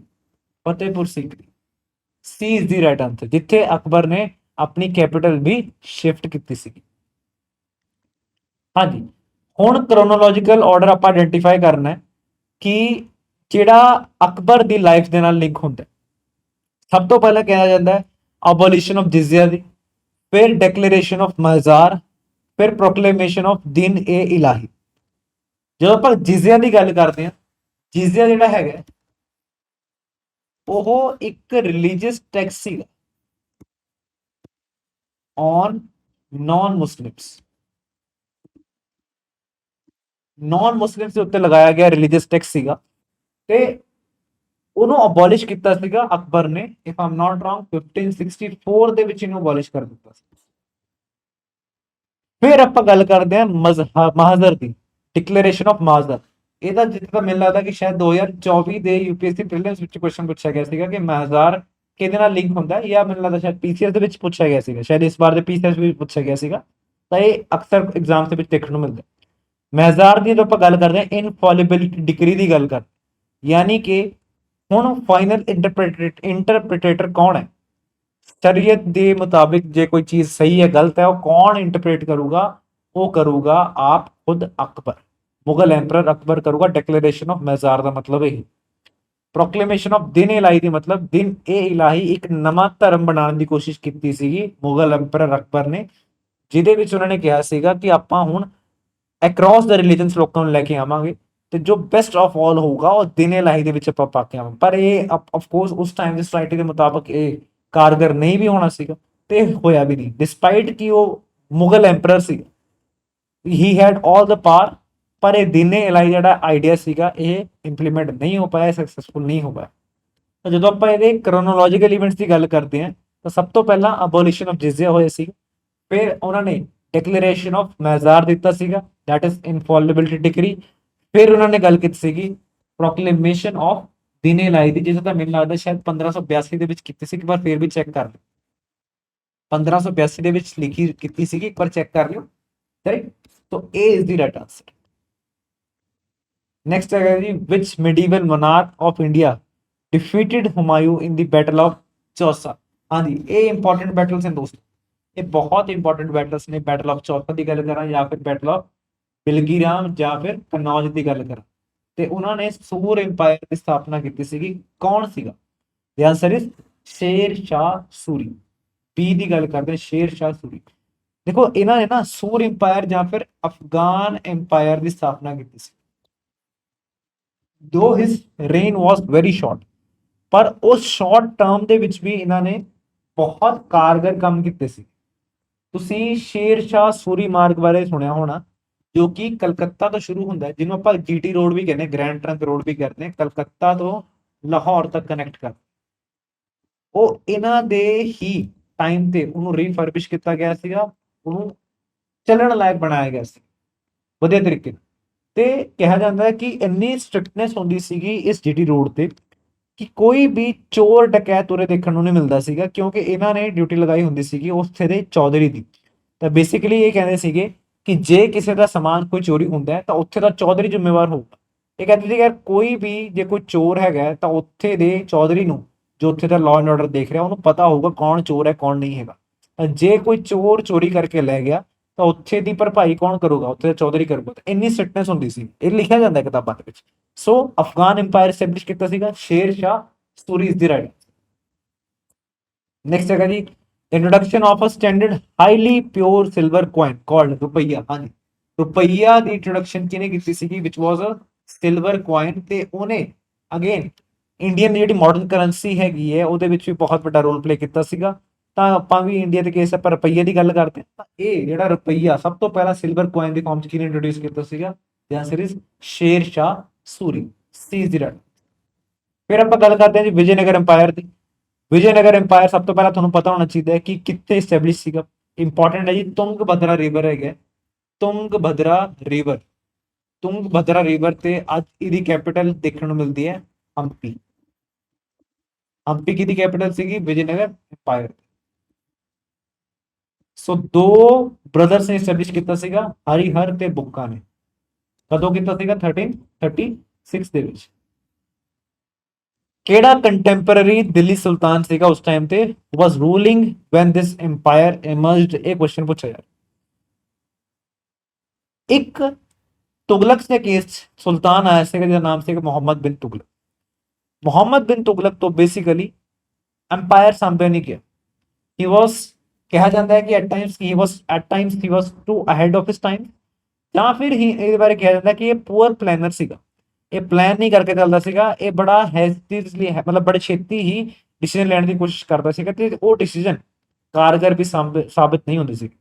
ਇੱਕ ਡਿਸੀਜਨ ਲਿੱਤਾ ਸੀਗਾ ਇਹਨੇ ਕਿ ਇਹਨੇ ਕਿਹਾ ਸੀਗਾ ਕਿ ਮੈਂ ਦਿੱਲੀ ਤੋਂ ਦੌਲਤਾਬਾਦ ਸ਼ਿਫਟ ਕਰ ਦੇਣਾ, ਕੈਪੀਟਲ ਹੀ ਸ਼ਿਫਟ ਕਰ ਦੇਣਾ, ਪਰ ਉਹ ਵੀ ਨਹੀਂ ਹੋ ਪਾਇਆ, ਵਾਪਸ ਜਾਣਾ ਪਿਆ।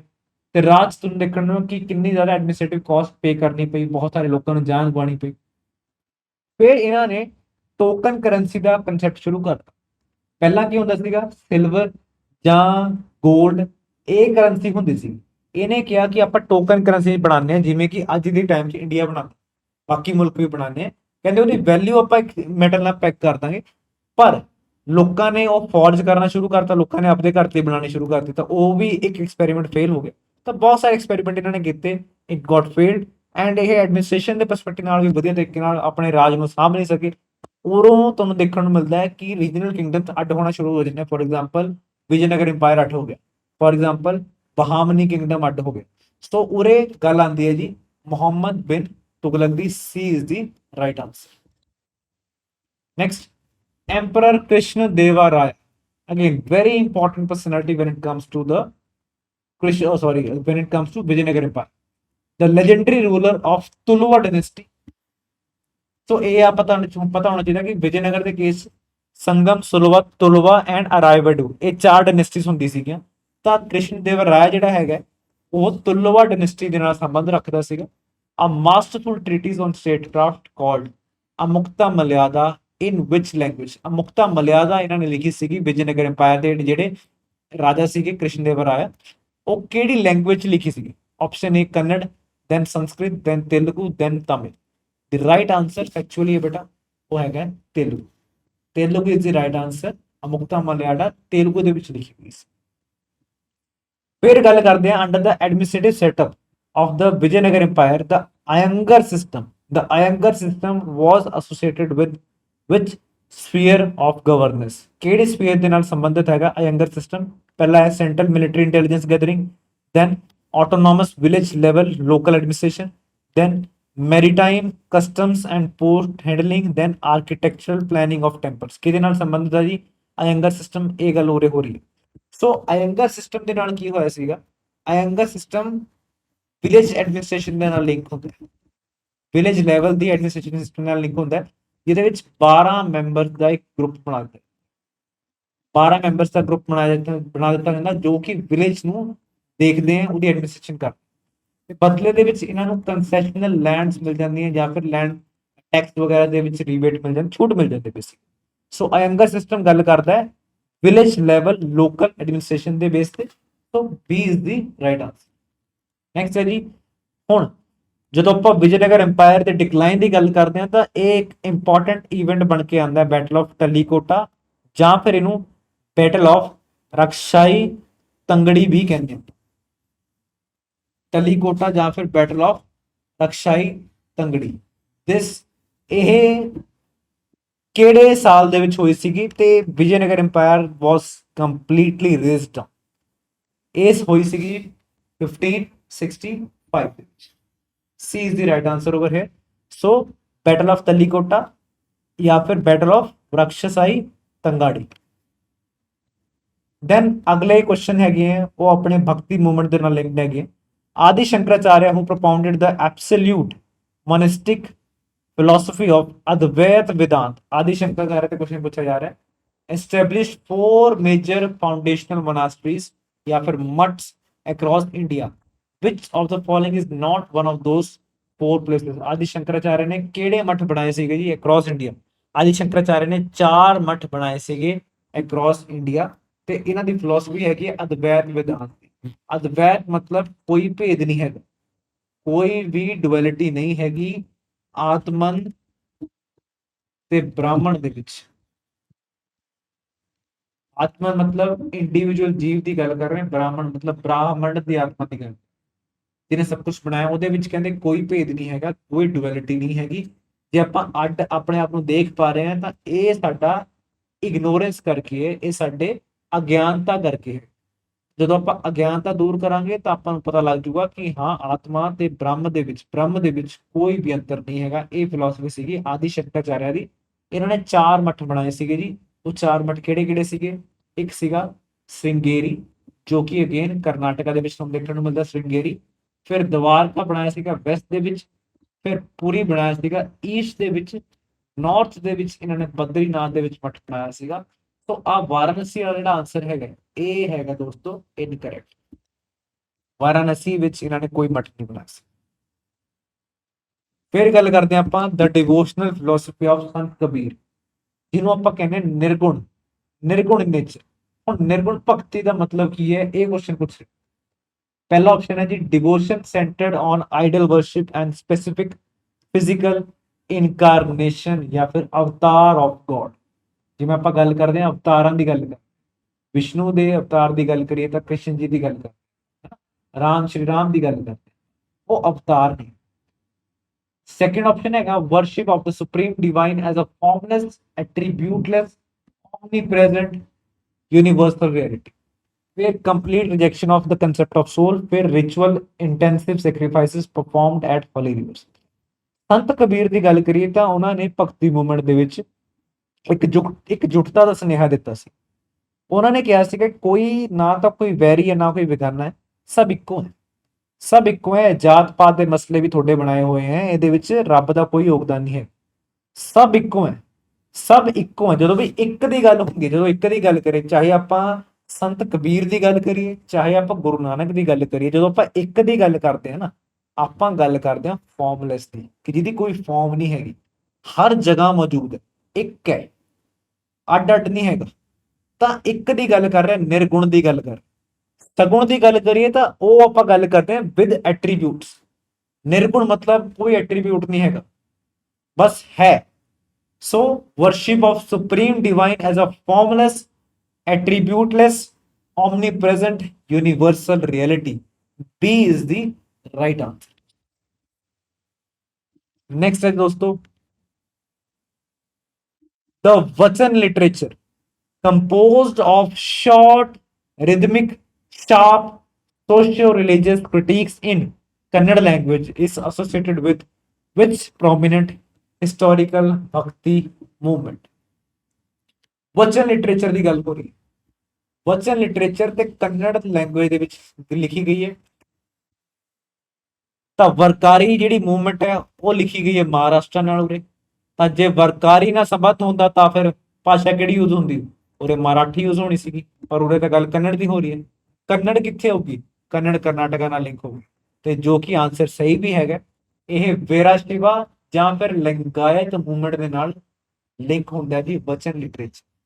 ਵਚਨ ਲਿਟਰੇਚਰ ਇਹਦੇ ਵਿੱਚ ਸੋਸ਼ੋ ਰਿਲੀਜੀਅਸ ਕ੍ਰਿਟਿਕਸ ਵੀ ਲਿਖੇ ਗਏ, ਕਾਸਟ ਸਿਸਟਮ ਦੇ ਅਗੇਂਸਟ ਬਹੁਤ ਸ਼ਾਰਪ ਕ੍ਰਿਟਿਕ ਉਰੇ ਦੇਖਣ ਨੂੰ ਮਿਲਦਾ ਹੈ ਵਚਨ ਲਿਟਰੇਚਰ ਤੇ। ਵੀਰਾ ਸ਼ਿਵਾ ਜਾਂ ਲਿੰਗਾਇਤ ਕਮਿਊਨਿਟੀ ਦੀ ਗੱਲ ਕਰੀਏ ਤਾਂ ਉਰੇ ਦੇ ਵੀਰ ਸ਼ਿਵਲਿੰਗ ਸੇ ਹੋ ਗਿਆ, ਉਹ ਆਪਣੇ ਮੁੱਢਿਆਂ ਤੇ ਪਾਉਂਦੇ ਆ। ਵੀਰਾ ਸ਼ਿਵਾ ਜਾਂ ਲਿੰਗਾਇਤ ਕਮਿਊਨਿਟੀ 12ਵੀਂ ਸੈਂਚੁਰੀ ਦੇ ਵਿੱਚ ਬਾਸਵਾਨ ਨੇ ਸ਼ੁਰੂਆਤ ਕੀਤੀ ਸੀ ਇਹਦੀ ਕਰਨਾਟਕਾ ਦੇ ਵਿੱਚ। ਤਾਂ ਦੇ wear links on there shoulders, Shiv ji ਨੂੰ ਫੋਲੋ ਕਰਦੇ ਆ ਤੇ ਇਹਨਾਂ ਦੇ ਰਿਚੁਅਲਸ ਵੀ ਬਾਕੀਆਂ ਨਾਲੋਂ ਅਲੱਗ ਨੇ। ਜਿਵੇਂ ਪ੍ਰੀ ਪਿਊਬਰਟੀ ਜਿਹੜੀ ਚਾਈਲਡ ਮੈਰਿਜ ਹੁੰਦੀ ਹੈ ਉਹਦੇ ਵਿੱਚ ਬਿਲਕੁਲ ਵਿਸ਼ਵਾਸ ਨਹੀਂ ਰੱਖਦੇ ਹੈਗੇ। ਫਿਰ ਜੇ ਕੋਈ ਲੈਟਸ ਸੇ ਵਿਡੋ ਵੀ ਹੈ ਤਾਂ ਵਿਡੋ ਦੀ ਵੀ ਮੈਰਿਜ ਕਰਵਾ ਦਿੰਦੇ। ਇਹਨਾਂ ਦੇ ਜਿਹੜੇ ਰਿਚੁਅਲਸ ਨੇ ਕਾਫੀ ਡਿਫਰੈਂਟ। ਤਾਂ ਵੀਰਾ ਸ਼ਿਵਾ ਜਾਂ ਫਿਰ Lingayat community is the right answer ਹੈ, movement is the right. Next है जी the famous Sufi saint Sheikh Salim Chishti, whose blessings was highly revered by Emperor Akbar for obtaining a male heir had his primary खनक। खनक मतलब ਜਿੱਥੇ ਉਹਨਾਂ ਦਾ ਰਹਿਣ ਦਾ ਉਹ ਸੀਗਾ, ਖਨਕ ਮਤਲਬ ਹੌਸਪੇਸ ਜਿੱਥੇ ਹੈਗੀ, ਜਿੱਥੇ ਰਿਲੀਜੀਅਸ ਕੌਂਗਰੀਗੇਸ਼ਨ ਲੱਗਦਾ, ਜਿੱਥੇ ਮੇਲਾ ਲੱਗਦਾ ਇਸ ਸਾਲ, ਉਹ ਖਨਕ ਕਿੱਥੇ ਹੈ ਕਹਿੰਦੇ। ਤਾਂ ਉਹਨਾਂ ਨੇ ਜਿਹੜੇ ਸ਼ੇਖ ਸਲੀਮ ਚਿਸ਼ਤੀ ਦੀ ਗੱਲ ਕਰਦੇ ਆ, ਉਹਨਾਂ ਨੇ ਆਪਣਾ ਮੁਗਲ ਐਮਪਾਇਰ ਅਕਬਰ ਨੂੰ ਬਲੇਸਿੰਗ ਦਿੱਤੀ ਸੀਗੀ ਕਿ ਉਹਨਾਂ ਨੂੰ ਬੇਟਾ ਹੋਊਗਾ। ਬੇਟਾ ਜਦੋਂ ਹੋਇਆ ਐਂਡ ਹੀ ਕਰੈਕਟਲੀ ਪ੍ਰੈਡਿਕਟਡ ਕਿ ਇਹ ਕਦੋਂ ਹੋਊਗਾ। ਤਾਂ ਮੁਗਲ ਐਮਪਰਰ ਜੋ ਅਕਬਰ ਸੀਗੇ, ਹੀ ਵਾਸ ਕੁਆਇਟ ਮੂਵਡ ਬਾਈ ਹਿਮ। ਸੋ ਉਹਨਾਂ ਨੇ ਸ਼ੇਖ ਸਲੀਮ ਚਿਸ਼ਤੀ ਦੇ ਓਨਰ ਦੇ ਵਿੱਚ ਆਪਣੇ ਬੇਟੇ ਦਾ ਨਾਮ ਰੱਖਿਆ। ਪ੍ਰਿੰਸ ਸਲੀਮ ਜਿਹਨੂੰ ਆਪਾਂ ਕਹਿੰਦੇ ਜਹਾਂਗੀਰ ਦੀ ਗੱਲ ਕਰਦੇ ਹਾਂ, ਉਹਦਾ ਨਾਮ ਸਲੀਮ ਹੈਗਾ। ਸੋ ਉਹ ਸ਼ੇਖ ਸਲੀਮ ਦੇ ਓਨਰ ਦੇ ਵਿੱਚ ਹੀ ਰੱਖਿਆ ਸੀਗਾ। ਤੇ ਉਹਨਾਂ ਦੀ ਜਿਹੜੀ ਪ੍ਰਾਇਮਰੀ ਖਨਕ ਵੀ ਹੈਗੀ ਹੈ, ਉਹ ਕਿੱਥੇ ਹੈਗੀ ਜੀ? ਉਹ ਹੈਗੀ ਹੈ ਫਤਿਹਪੁਰ ਸੀਕਰੀ ਦੇ ਵਿੱਚ। C is the right answer, Fatehpur Sikri. ਉਹਦੇ ਵਾਈਟ ਕਲਰ ਦੀ ਮਾਰਬਲ ਯੂਜ਼ ਕੀਤੀ ਗਈ ਹੈ ਉਹਦੇ ਵਿੱਚ, right? C is the right answer. Let's proceed further. Which of the following Sufi orders was highly orthodox, strongly countered the liberal religious experiments of Akbar, and was popularized in India by Khwaja Baqi Billah and Sheikh Ahmad Sirhandi? Orthodox ਸਿਲਸਿਲੇ ਦੀ ਗੱਲ ਹੋ ਰਹੀ ਹੈ ਜੀ। ਜਦੋਂ ਆਪਾਂ ਸੂਫੀ orders ਦੀ ਗੱਲ ਕਰੀਏ, ਆਪਾਂ ਚਿਸ਼ਤੀ ਆਰਡਰ ਦੀ ਗੱਲ ਕਰਦੇ ਹਾਂ, ਅਲੱਗ-ਅਲੱਗ ਗਰੁੱਪਸ ਦੀ ਗੱਲ ਕਰ, ਸੋਹਰਵਰਦੀ ਆਰਡਰ ਦੀ ਗੱਲ ਕਰਦੇ ਹਾਂ, ਨਕਸ਼ਾਬੰਦੀ ਆਰਡਰ ਦੀ ਗੱਲ ਕਰਦੇ ਹਾਂ ਤੇ ਕਾਦਰੀ ਆਰਡਰ ਦੀ ਗੱਲ ਕਰਦੇ ਹਾਂ। ਇਹਨਾਂ ਚੋਂ ਹਾਈਲੀ ਆਰਥੋਡਾਕਸ ਦੀ ਗੱਲ ਕरें, ਯਾਨੀ ਕਿ ਜੋ ਖਾਸ ਕਰ ਸ਼ਰੀਅਤ ਦੇ ਬਹੁਤ ਨੇੜੇ ਹੈ, ਆਰਥੋਡਾਕਸ ਨੇ ਬਿਲਕੁਲ। ਉਹ ਜਿਹੜੇ ਲਿਬਰਲ ਐਕਸਪੈਰੀਮੈਂਟਸ ਅਕਬਰ ਕੰਡਕਟ ਕਰਵਾ ਰਿਹਾ ਸੀਗਾ, ਫॉर ਐਗਜ਼ਾਮਪਲ ਦੀਨੇ ਇਲਾਹੀ ਇੱਕ ਲਿਬਰਲ ਐਕਸਪੈਰੀਮੈਂਟ ਸੀਗਾ, ਉਹਦੇ ਅਗੇਂਸਟ ਸੀਗੇ। ਤੇ ਉਹਨੂੰ ਇੰਡੀਆ ਦੇ ਵਿੱਚ ਕਿਹਨਾਂ ਨੇ ਪਪੂਲਰਾਈਜ਼ ਕੀਤਾ ਸੀਗਾ? ਖਵਾਜੇ ਬਾਕੀ ਬਿੱਲਾ ਤੇ ਸ਼ੇਖ ਅਹਿਮਦ ਸਰੰਦੀ ਨੇ। The answer in this case is Naqshbandi order. C is the right answer, Naqshbandi order. Next ਹੈ ਜੀ, in the institutional terminology of Sufism, what does the word vilayat signify? Significance of vilayat, ਵਿਲਾਇਤ ਦੀ ਗੱਲ ਹੋ ਰਹੀ ਹੈ ਇਨ ਸੂਫੀਜ਼ਮ। ਸੂਫੀਜ਼ਮ ਦੇ ਵਿੱਚ ਵਿਲਾਇਤ ਸ਼ਬਦ ਕੀ ਦੱਸਦਾ ਹੈ ਜੀ? ਇਹ ਦੱਸਦਾ ਹੈ ਬੇਸਿਕਲੀ ਸਪਿਰਿਚੁਅਲ ਟੈਰੀਟਰੀ, ਜਿੱਥੇ ਇੱਕ ਸੂਫੀ ਸੇਂਟ ਹੈਗਾ, ਉਹ ਇੱਕ ਅਜਿਹੇ ਰੀਜਨ ਦੇ ਵਿੱਚ ਰਹਿ ਰਿਹਾ, ਉਸ ਰੀਜਨ ਨੂੰ ਆਪਾਂ ਉਰੇ ਕਹਿੰਦੇ ਆ ਵਿਲਾਇਤ। So the musical ecstasy achieved during rhythmic circular dancing, no ਇਹ ਵੀ ਨਹੀਂ ਹੈਗਾ। Written legal permission pass down to inherit masters property, no. Formal conversion certificate granted to new disciples, this is also incorrect. The designated spiritual territory or jurisdiction governed by the Sufi saint, B is the right answer, B, vilayat. So I believe this session was helpful for you all, and ਤੁਹਾਡਾ paper ਵੀ ਨੇੜੇ ਆਉਣ ਵਾਲਾ ਹੈ। ਬਸ ਵਧੀਆ mindset ਨਾਲ ਪੜ੍ਹਨਾ ਹੈ, ਆਪਾਂ ਪੋਜ਼ਿਟਿਵ ਰਹਿਣਾ ਹੈ, ਤੇ ਵੱਧ ਤੋਂ ਵੱਧ ਜਿੰਨੀ ਪ੍ਰੈਕਟਿਸ ਕੀਤੀ ਹੈ ਉਹ ਤੁਸੀਂ ਉਸੇ ਨੂੰ ਆਪਣੀ ਰੂਟੀਨ ਨੂੰ ਫੋਲੋ ਕਰੋ। ਤੇ ਕੱਲ ਦਾ ਦਿਨ ਮੈਂ ਚਾਹੁੰਦਾ ਕਿ ਤੁਸੀਂ ਆਪਣੇ ਆਪ ਨੂੰ ਬ੍ਰੇਕ ਦੇਵੋ, ਠੀਕ ਹੈ? ਤੇ ਪਰਸੋਂ ਦਾ ਪੇਪਰ ਹੀ ਹੈਗਾ, ਕਿਉਂਕਿ ਬਹੁਤ ਵਾਰ ਦੇਖਣ ਨੂੰ ਮਿਲ ਰਿਹਾ ਕਿ ਹੁਣ ਇਸ ਵਾਰੀ ਸੈਂਟਰ ਵੀ ਬਹੁਤ ਦੂਰ ਦੂਰ ਆਏ ਨੇ। ਤਾਂ ਕੋਈ ਗੱਲ ਨਹੀਂ ਭਾਈ, ਇੱਕ ਦਿਨ ਪਹਿਲਾਂ ਚਲੇ ਜਾਓ ਤੇ ਪੋਜ਼ਿਟਿਵ ਮਾਈਂਡਸੈਟ ਨਾਲ ਪੇਪਰ ਦੇਣਾ ਆਪਣਾ। ਸੋ ਆਲ ਦਾ ਵੈਰੀ ਬੈਸਟ ਮੇਰੇ ਵੱਲੋਂ। ਤੇ ਮੈਨੂੰ ਪੱਕਾ ਯਕੀਨ ਹੈ ਜਿਨ੍ਹਾਂ ਨੇ ਮਿਹਨਤ ਬਹੁਤ ਵਧੀਆ ਤਰੀਕੇ ਨਾਲ ਕੀਤੀ ਹੈ, ਉਹਨਾਂ ਦਾ ਸਿਲੈਕਸ਼ਨ ਵੀ ਇਸ ਵਾਰ ਜ਼ਰੂਰ ਹੋਊਗਾ। ਚੜ੍ਹਦੀ ਕਲਾ 'ਚ ਰਹਿਣਾ ਹੈ। ਆਲ ਦਾ ਵੈਰੀ ਬੈਸਟ, ਥੈਂਕ ਯੂ।